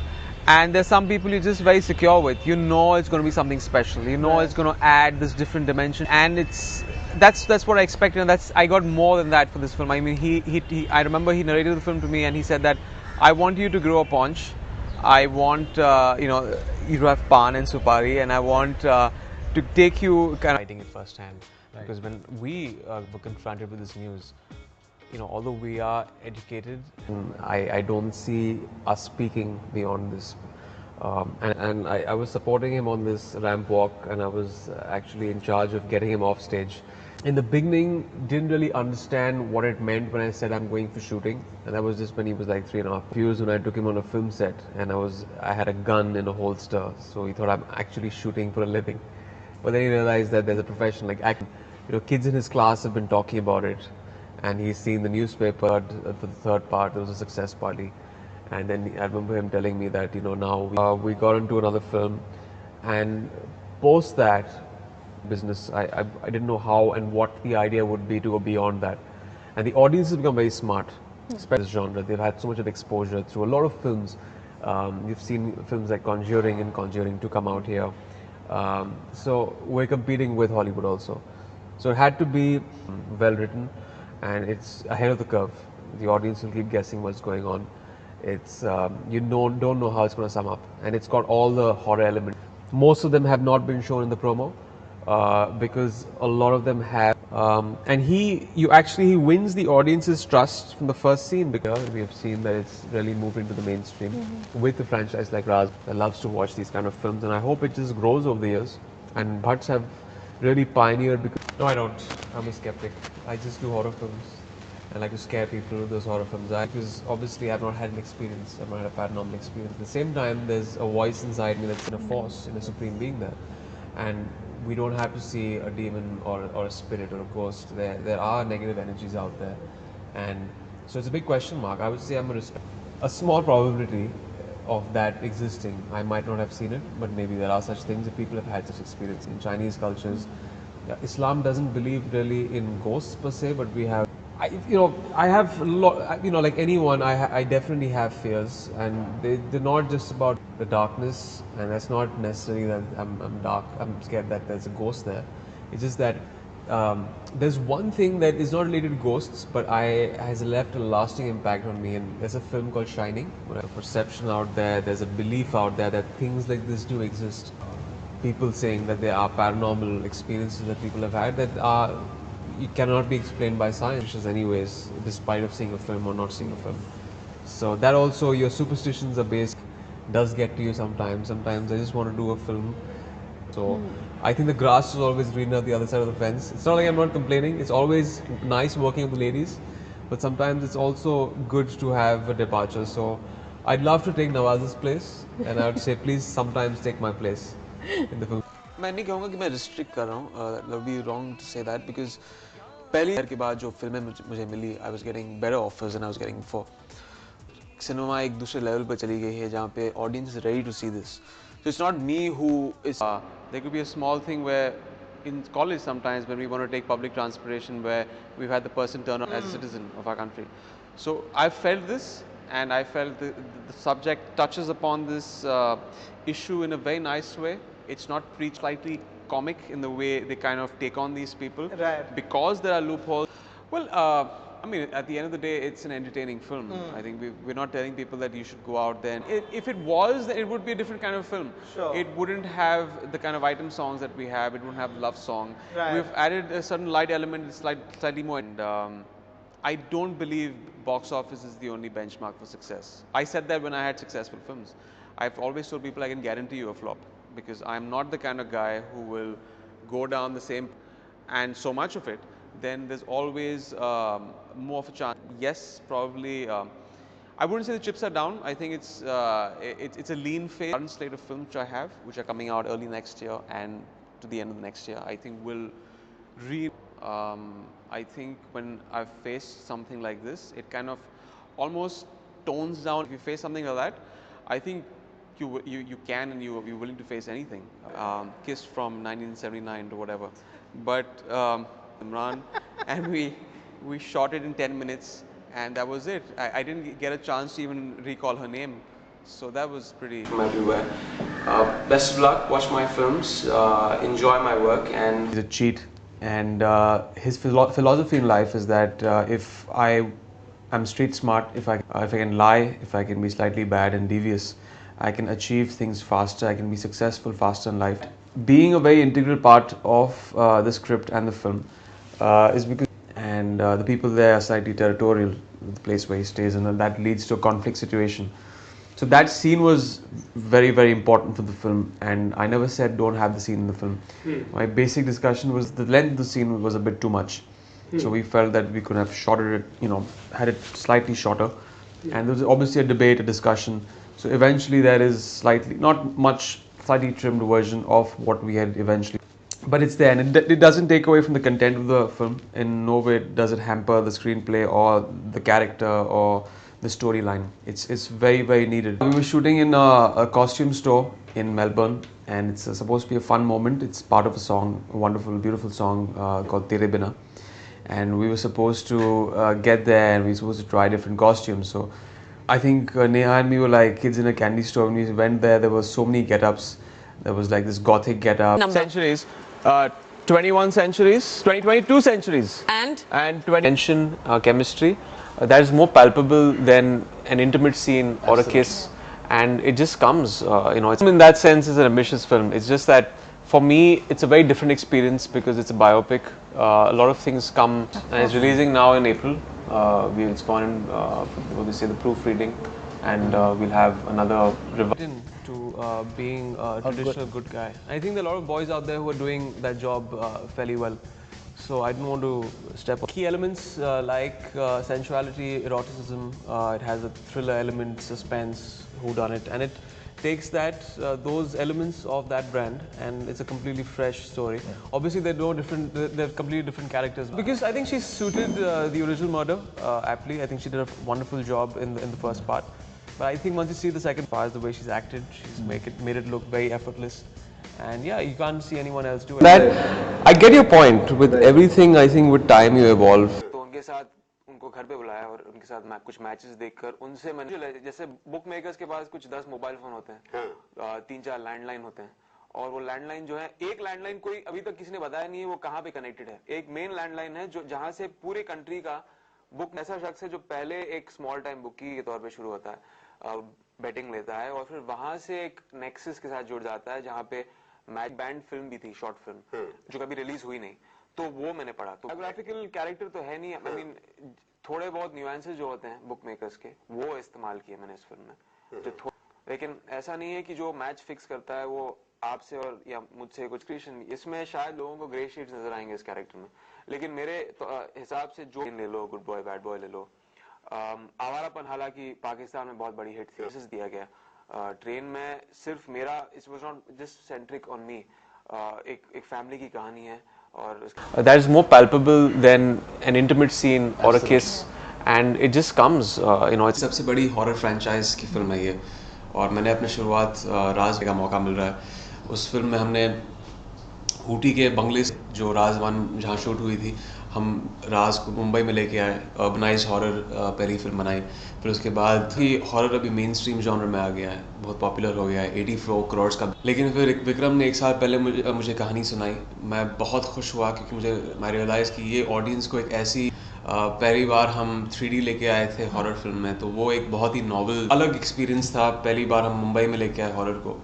राज 4 में दुनिया में जहाँ बहुत ठंड थी, -18, बहुत grilling shoot था, बहुत fantastic.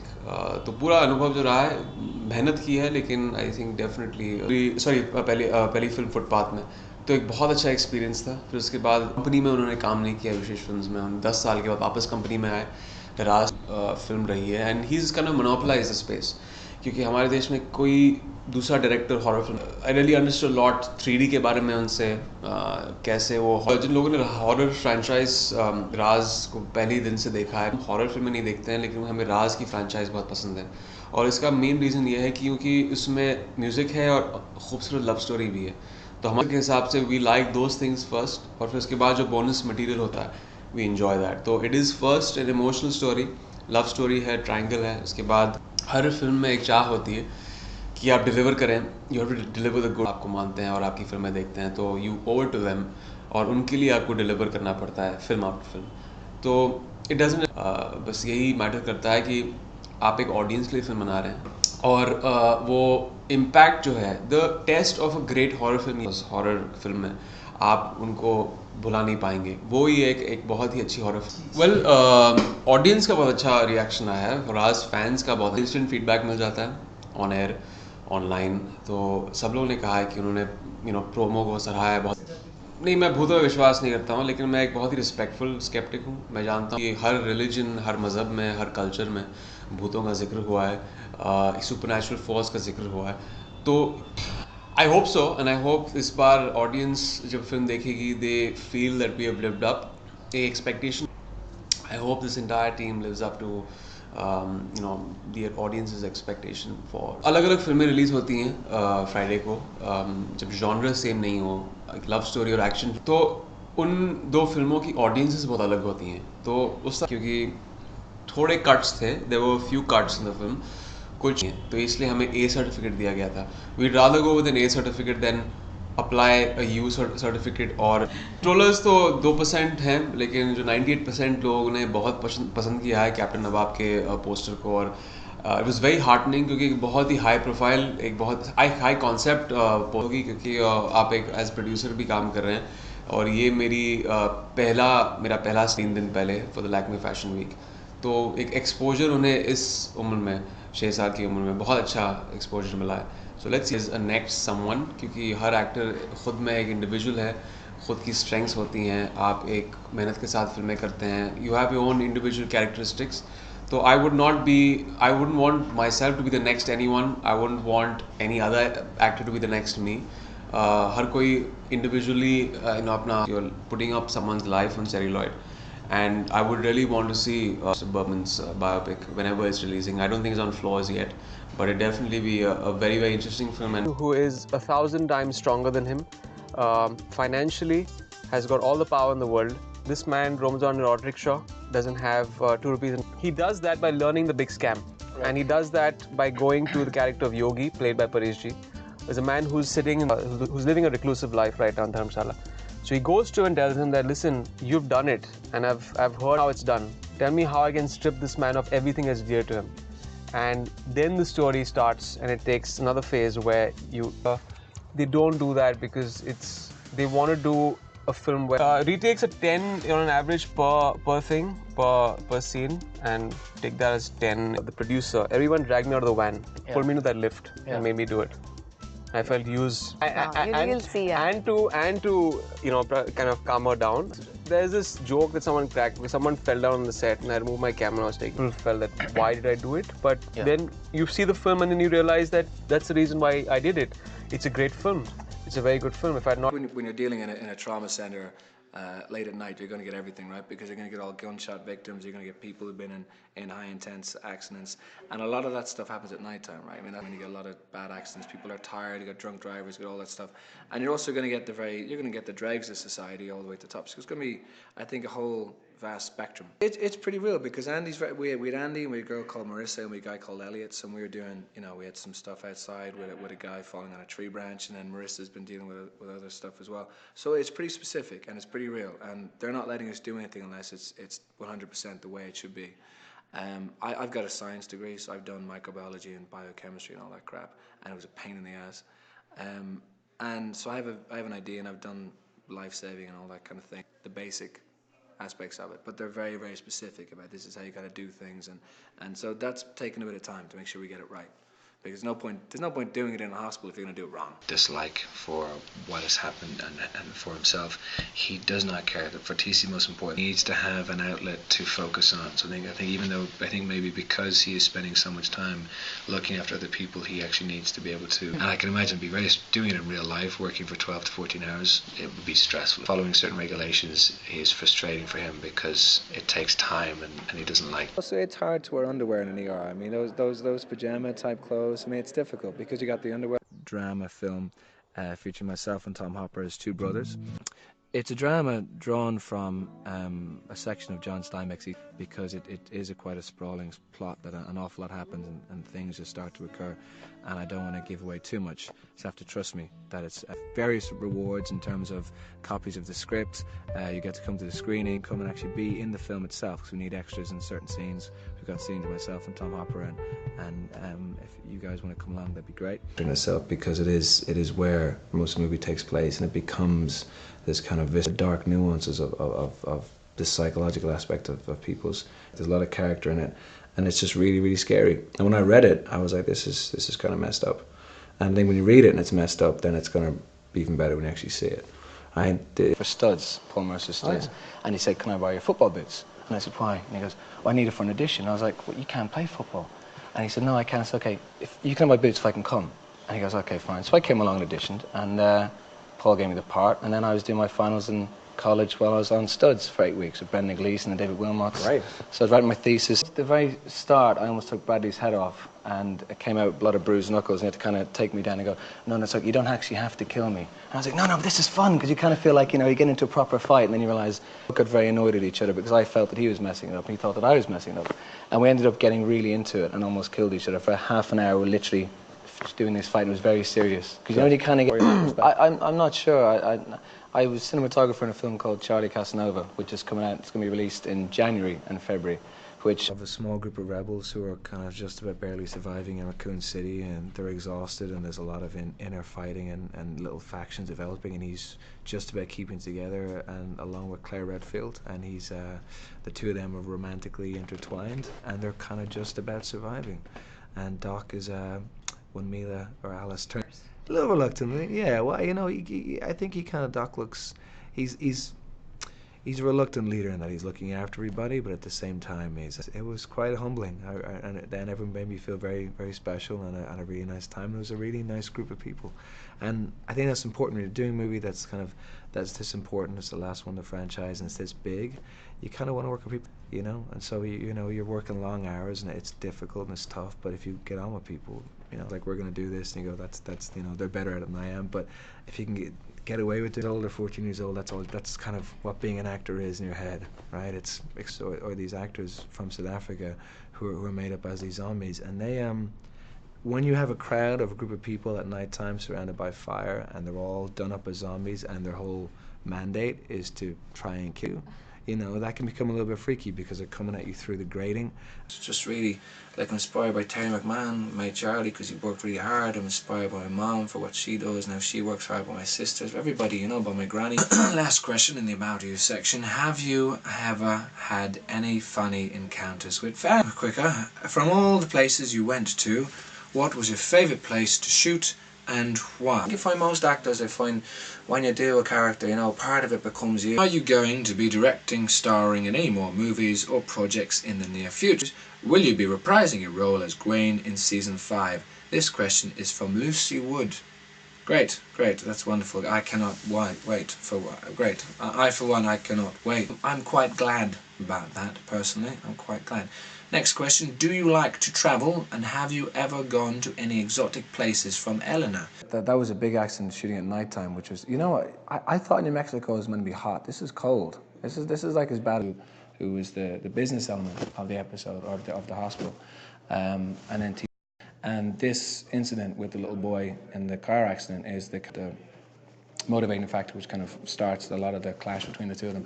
And then Jordan is kind of the counterpoint between all that. How, you know, do you have to treat it as a business or what? So that's the fundamental core of this episode. In combat situations and dealing with life and death situations, if you got somebody in a suit telling you what to do, you don't want to listen to that. You don't listen to anybody in a suit telling what to do, anybody. But so I think that's the fundamental reason why they don't get on. And then Ragosa's telling TC what to do, and TC doesn't agree with him, because for TC it's about saving lives, and, you know, the hell with everything else. But Ragosa has to treat it because Jordan's there, now she's engaged. And so you got that whole girlfriend, boyfriend type thing going on, and they clash a lot, but they still care about each other. Late at night, you're going to get everything, right? Because you're going to get all gunshot victims, you're going to get people who've been in high intense accidents, and a lot of that stuff happens at nighttime, right? I mean, that's realistically when you get a lot of bad accidents. People are tired, you got drunk drivers, you got all that stuff, and you're also going to get the dregs of society all the way to the top. So it's going to be, I think, a whole vast spectrum, but it's all the, I think it's some of the characters have to approach it the same way, because life is too short. And I think if you see people who are dying in front of you, well then, you know, you got to find the humor in it eventually, and you got to find the humor in everything else around you. Otherwise, you know, life's too morbid and morose. Play some pool, shoot some hoop, and just, you know, chill out and just get away from everything. See all these heart and lungs, and John does this great job whereby there's these perfect replicas of like an open heart surgery of like someone's spine and stuff, and it's really cool. And you're seeing like all this kind of weird jam. The night shift, it's essentially it's kind of like MASH meets ER, I guess, in the hospital. So it's a more high-octane version of a doctor show. It's not like anything I've ever watched. It's very different because you're dealing an awful lot, with the night shift, which has got very different type of scenarios than you would have in the day shift of a hospital, which I wasn't aware about until I did it. So it's got this great mixture of drama, of witnesses and so forth, married to this kind of army situation because you have all, you know, they're all related to the army, and so in that situation there's a nice bit of comedy to it, like MASH, and there's a lot of. I play a character called TC Callahan, who is an ex-army medic who's in Afghanistan with TC. You know, he suffered an awful lot from when he was in Afghanistan. So TC is suffering an awful lot from having been in Afghanistan, and now he's working in the ER. And the reason why he works in the ER on the night shift is because it still gives him that dude who's very quick to anger, but he's a very, very, very smart doctor. But he just does not like being told what to do. So he likes doing things his own way.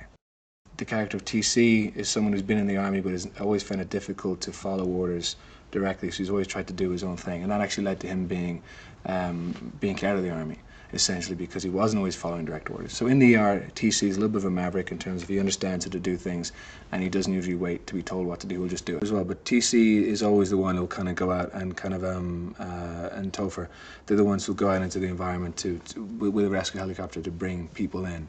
And they leave the ER an awful lot to kind of bring in patients who are in trouble and so forth. So they don't just stay in. Yeah, I think pretty much every episode so far there's a big event, and that's what's interesting. There's a lot of intensity and a lot of high octane drama going on, but it's still got this lovely sense of pace and this nice. Because my mom's actually, after she actually was teaching a pre-nursing module, I took over her course when my dad was sick for 3 or 4 months. So I've actually taught this stuff. It's not the kind of usual day shift type stuff. But also because of the scenarios it can create with links to the army and so forth, and everything that goes on at nighttime. It's like that whole idea that, you know, when there's a full moon, weird stuff happens, right? So at nighttime, weirder stuff seems to happen in a hospital, because that's when all the crazies come in. So it's already got that extra element of craziness attached to it, and you got all the stuff with the army, which is a very interesting dynamic, and you got these army doctors. So everything is more intense, and they've kind of dealt with death on a different level. It's also it's like MASH, you know what I mean? And MASH hasn't been around for a long time. So it's got that comedy with a lot of drama, with a lot of action. So there's a lot of things. The show's not really like Grey's Anatomy in ER because do you remember the show MASH from the 80s? I love MASH, right? Do you remember the show MASH from the 80s? I love MASH, right?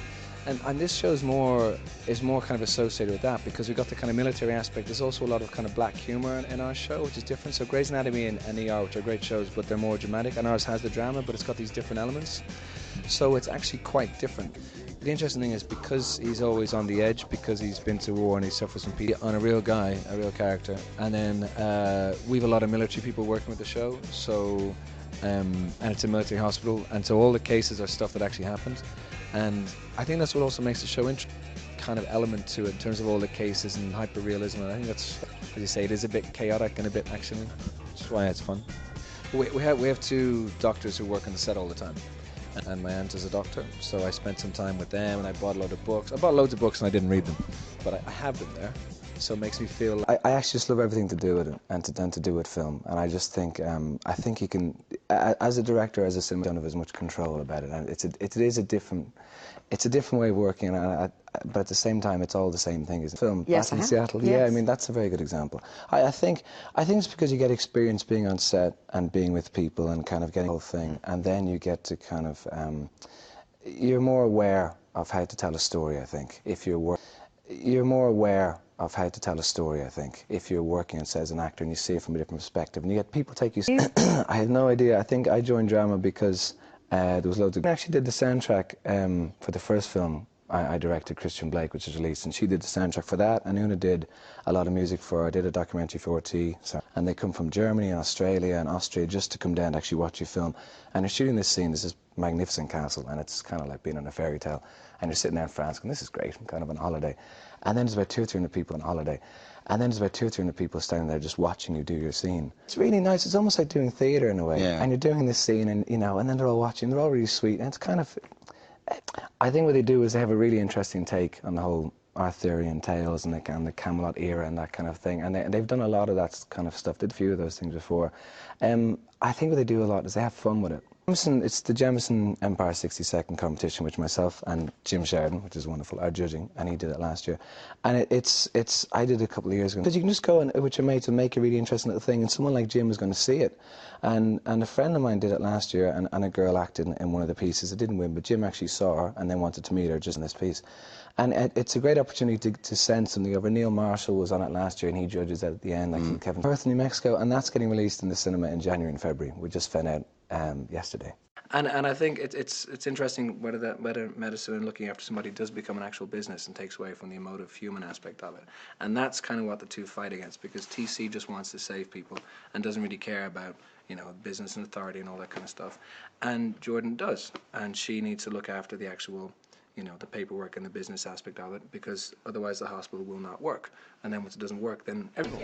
You know, it's actually awesome because everyone's really, really cool and some really cool people. And I got to meet the guys who made Wreck, these homeless guys who attacked this group of women and these group of girls, and then this supernatural creature occurs at the highest, the crescendo of the violence from man to man. Then the negative energy basically brings in a creature, which has, because you know, it was because you got to look at, from an acting point of view, seeing where it went with these different people, the homeless guys and the girls, but also because I wanted to explore where some supernatural creature would come from and whether it draws a disparity between a good person and a bad person, or whether like a ghost or a creature would just kill everybody. And I was like, where did that come from? And I think it should come from negative energy. That's kind of one of my best mates. He's brilliant. As Brian Fortune, who's another very good friend of mine. All three of us have worked together quite a face, and Teresa Sabova, and Natalie, and Vanessa, and Siobhan. So I got like 5 or 6. I don't need to just use my own film as an example, but what we tried to do was there's a bit of drama in it with relationship.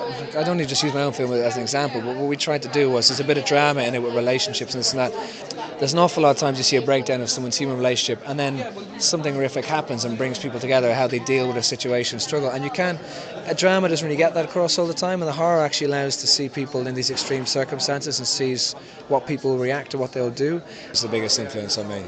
And also Rosemary's Baby is a very clever film, because that also looks at society and looks at drama, the people and relationships. It's not just about a horror film, it's an awful lot more. I'd like to make my films that way, and I think it's important that you can make entertainment and then also try and have something through it, even if it's very subtle or someone takes them from. But yeah, I think you can explore, I think it's important sometimes to explore negative aspects of society and people's psyches. I'll put a number for counselling on my website, and then if you want to go to that person and then give out to me. He kind of does his own thing, which is incredibly attractive to play as a character, and it's incredibly attractive to watch because you're watching someone which is I think it makes you comfortable to watch somebody who doesn't really care, because you don't kind of worry about them in a way. It feeds his own feelings of guilt, so he has to. So every single person that comes in saving somebody's life, because it was almost like saving their own life, it's almost like saving part of his past because of the things that happened to him. So, or you know somebody who is so hell-bent on doing the right thing and so hell-bent on helping someone else, or they're just incredibly certain about what they want to do, that you automatically want to support them in that. And I think that's what it is. And he's just Jordan Alexander, and that is a very destructive relationship. I think more so for Jordan than it was for TC. And I think actually for TC, like, on a lot of his afflictions and problems and so forth. And I've heard from a lot of people, friends of mine, that you don't often get that. And the same as on this show, is that we just happen to have this really great group of people whereby everyone, the way they cast and put it together is really interesting, because yeah, I think so. I think it helps. I think the most important thing I think with acting is that you trust the other person. So from Curfew, and Danny was the guy who when I decided and about acting and so forth, when I was studying Meisner, and then myself and Danny started making. We are on screen, which is really weird because Ken is very zen, and he's got this to act with his character, which has been given to me by virtue of what the character is. I was really excited because I thought that Paul had created a character that it was really interesting to me, and it was quite dark and quite layered. And then I went, oh God, Resident Evil, I really want to do. For Doc's character, no. I think what Paul does really cleverly is Paul's actually kind of, he understands the games in a way where that's why he's able to create the world so well, but he's done things sometimes where he's created characters himself to fit for how he wants the movies to go, which is what he did with Alice and what he did with my character. So there's some moments when you're kind of like, you know, going down some corridors and you're kind of going, I remember this, and then something is jumping out at you, and like getting a little bit of PTSD flashbacks from being 15 years old. And in my time, a lot. We shot in the rain, in the darkness. We had 200 or 300 extras. There's a lot of choreography. We had this great stunt guy, Nathan Barris, who did a great job. But at the same time, when everything is suddenly coming at you, you're kind of a little bit like, oh my God, what the hell's happening? So there's moments when there's these big fences and all the zombies are trying to get through, and you have a vague idea of where your mark's supposed to be, but at the same time, it's instinctual to just figure out. I don't know. We had 1 or 2 foam things, only because when you're doing stuff where you're jumping off bridges and stuff or kind of rolling around, you get the foam one, but that was more that you don't break the prop. Not about you.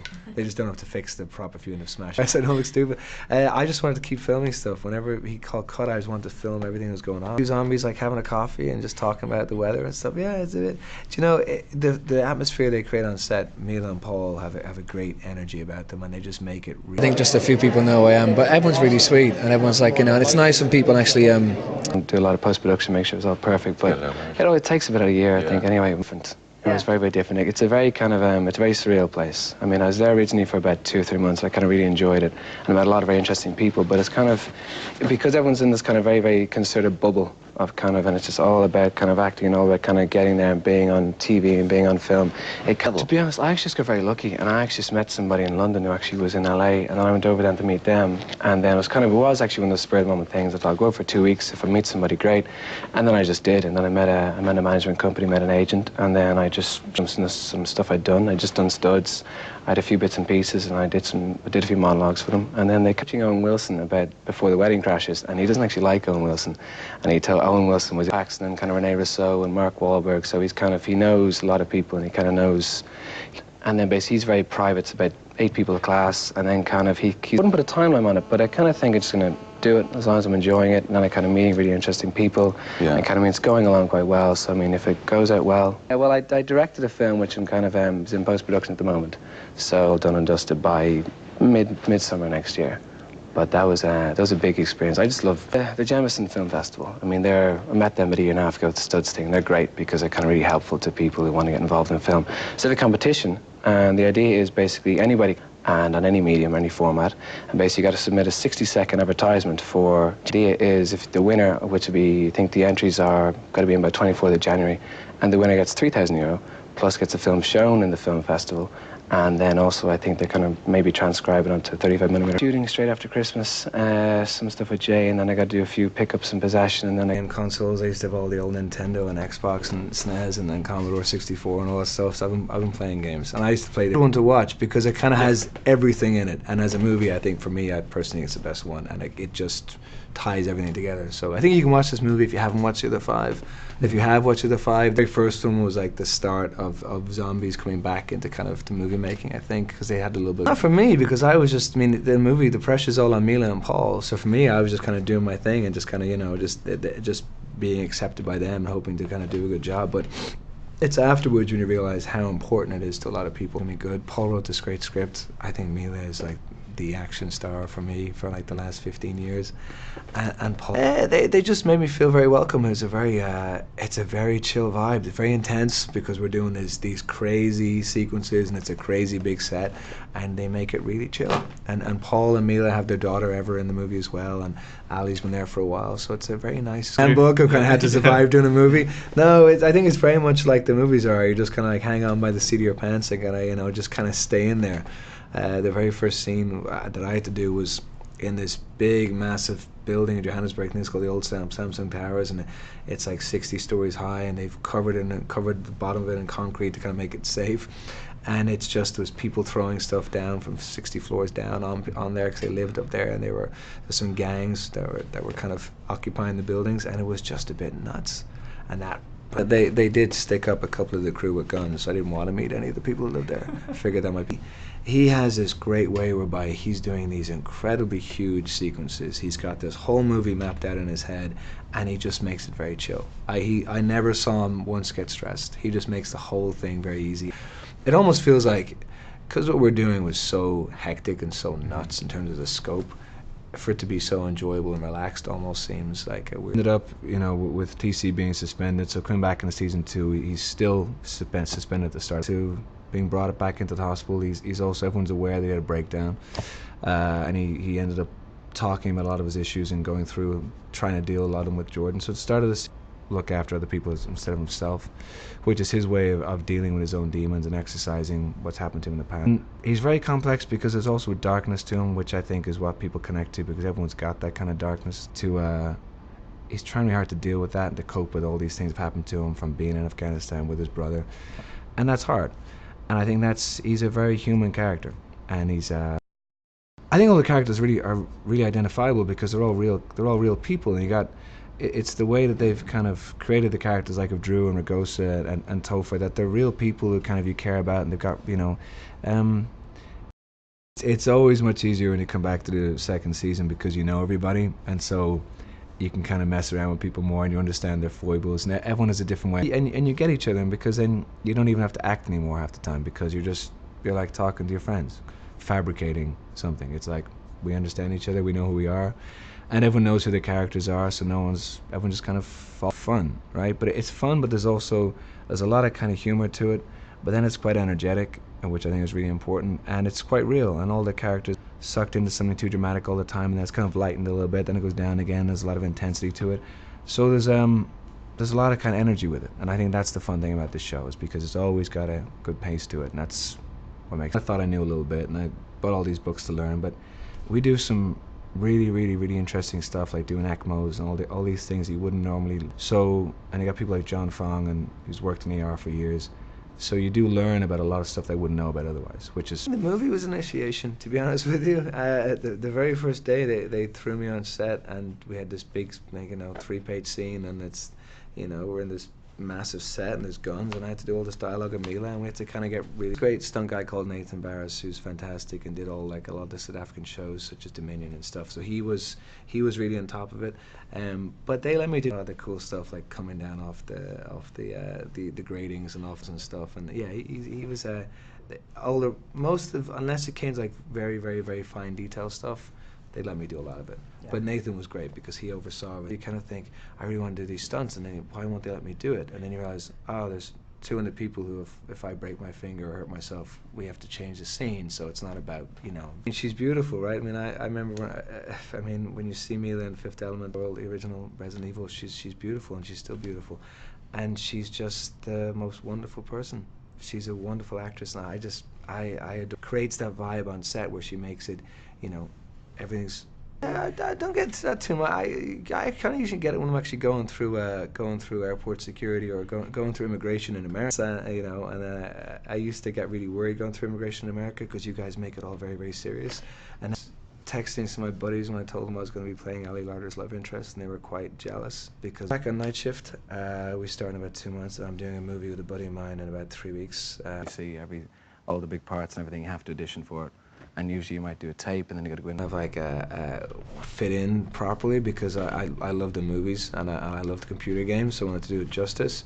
But it was, Paul and Mina made it very easy. Paul gave me the room and the space to kind of explore the character that I wanted to, and working with Mila was just, it just makes everything nice and simple, So it was a very calm, it's a very intense shooting schedule, a very intense set, but it's very calm.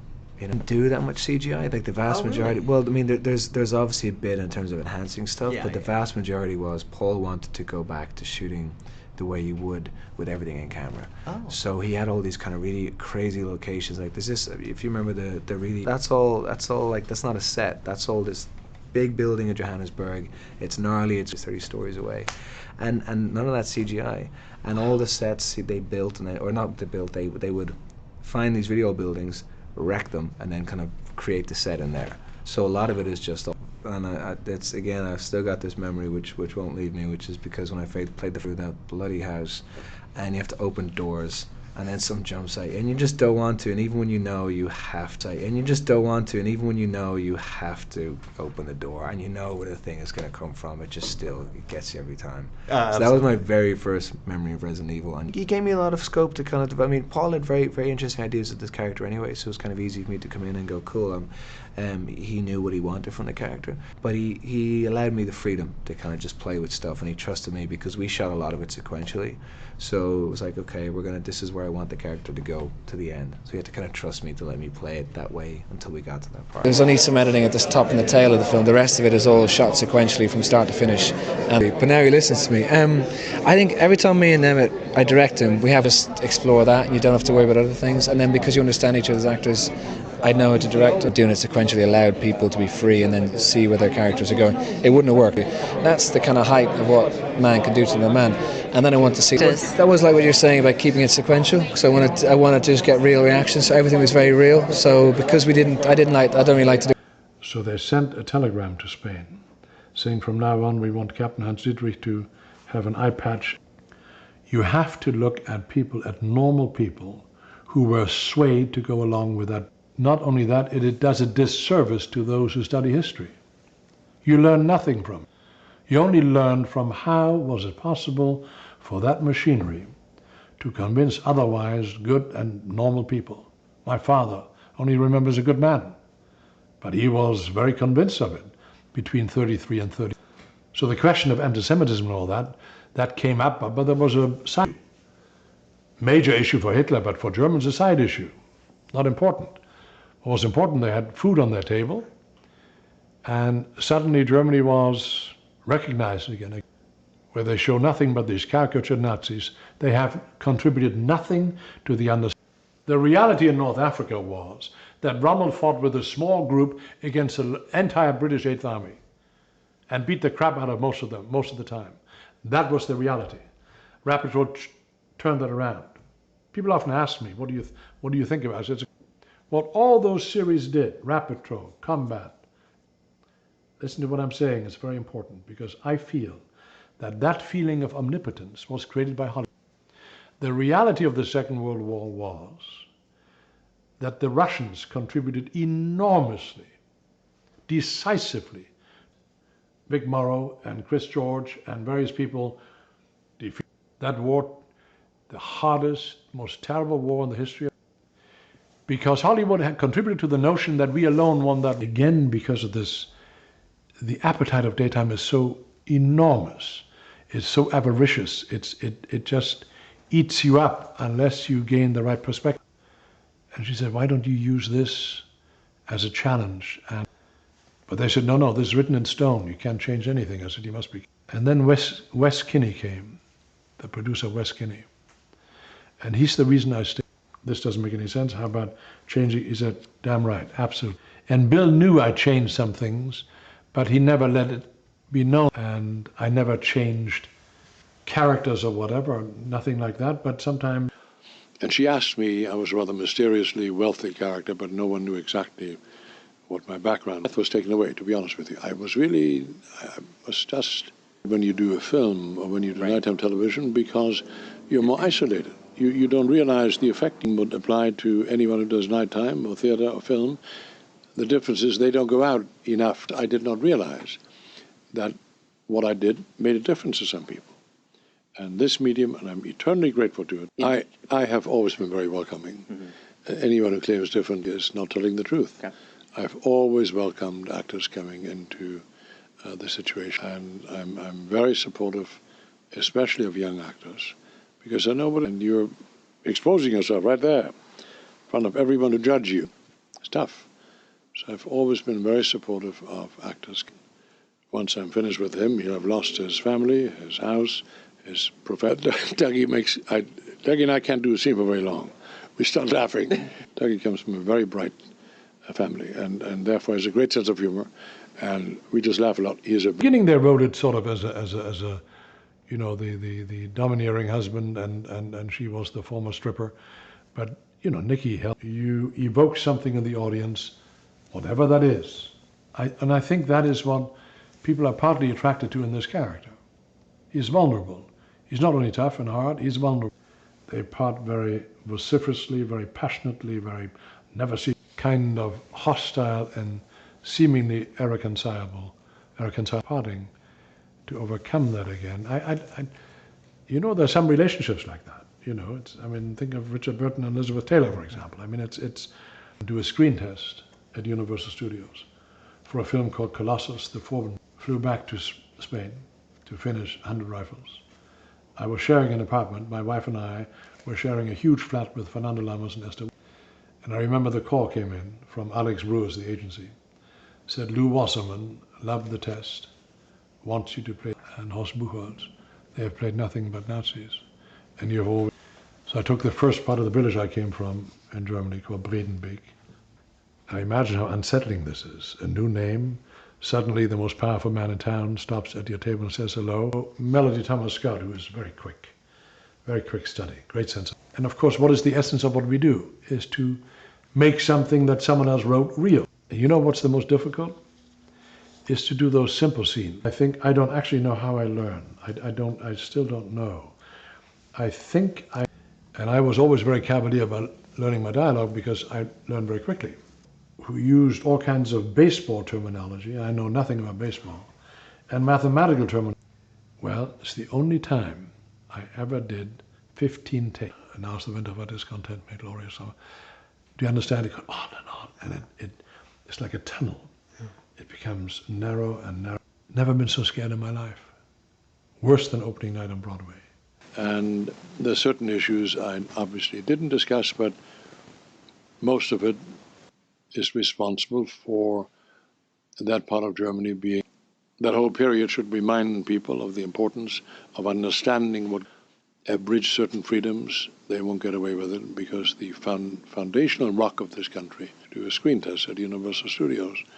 I did, and flew back to calmed me down and said, you know, you've always said you wanted to get out. I need a lot of German actors to be in American television programs.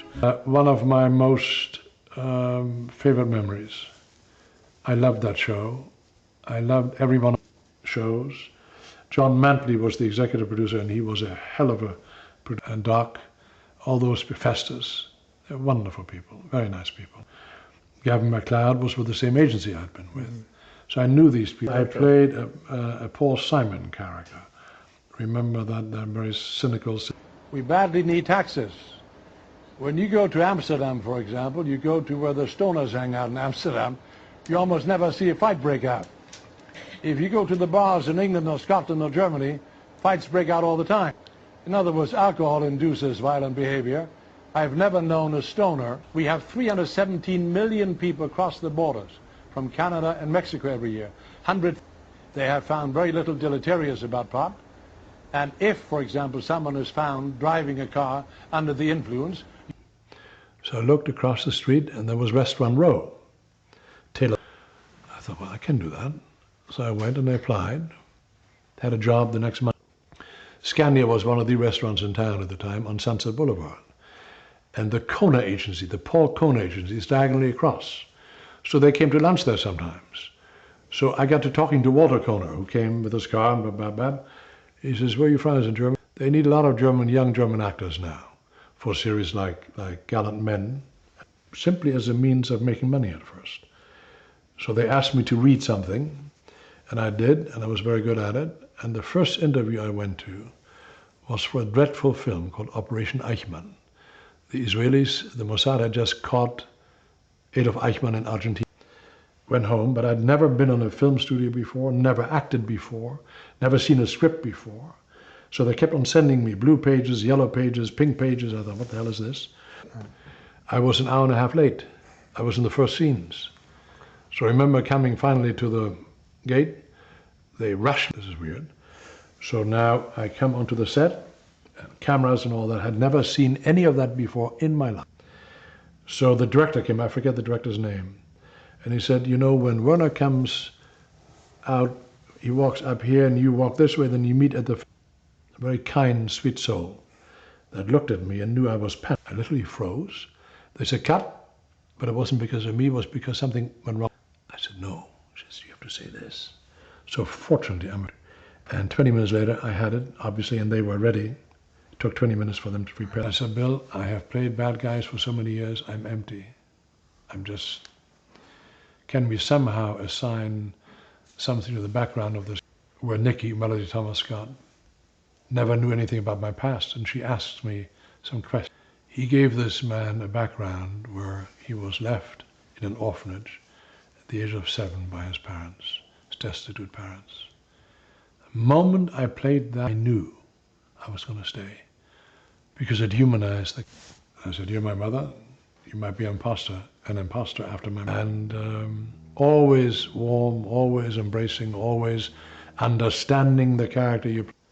I never really felt that. You would have to talk to audiences away from me, because when I've encountered them, it's been nothing but just an outpouring of warmth and emotion, and I've never experienced.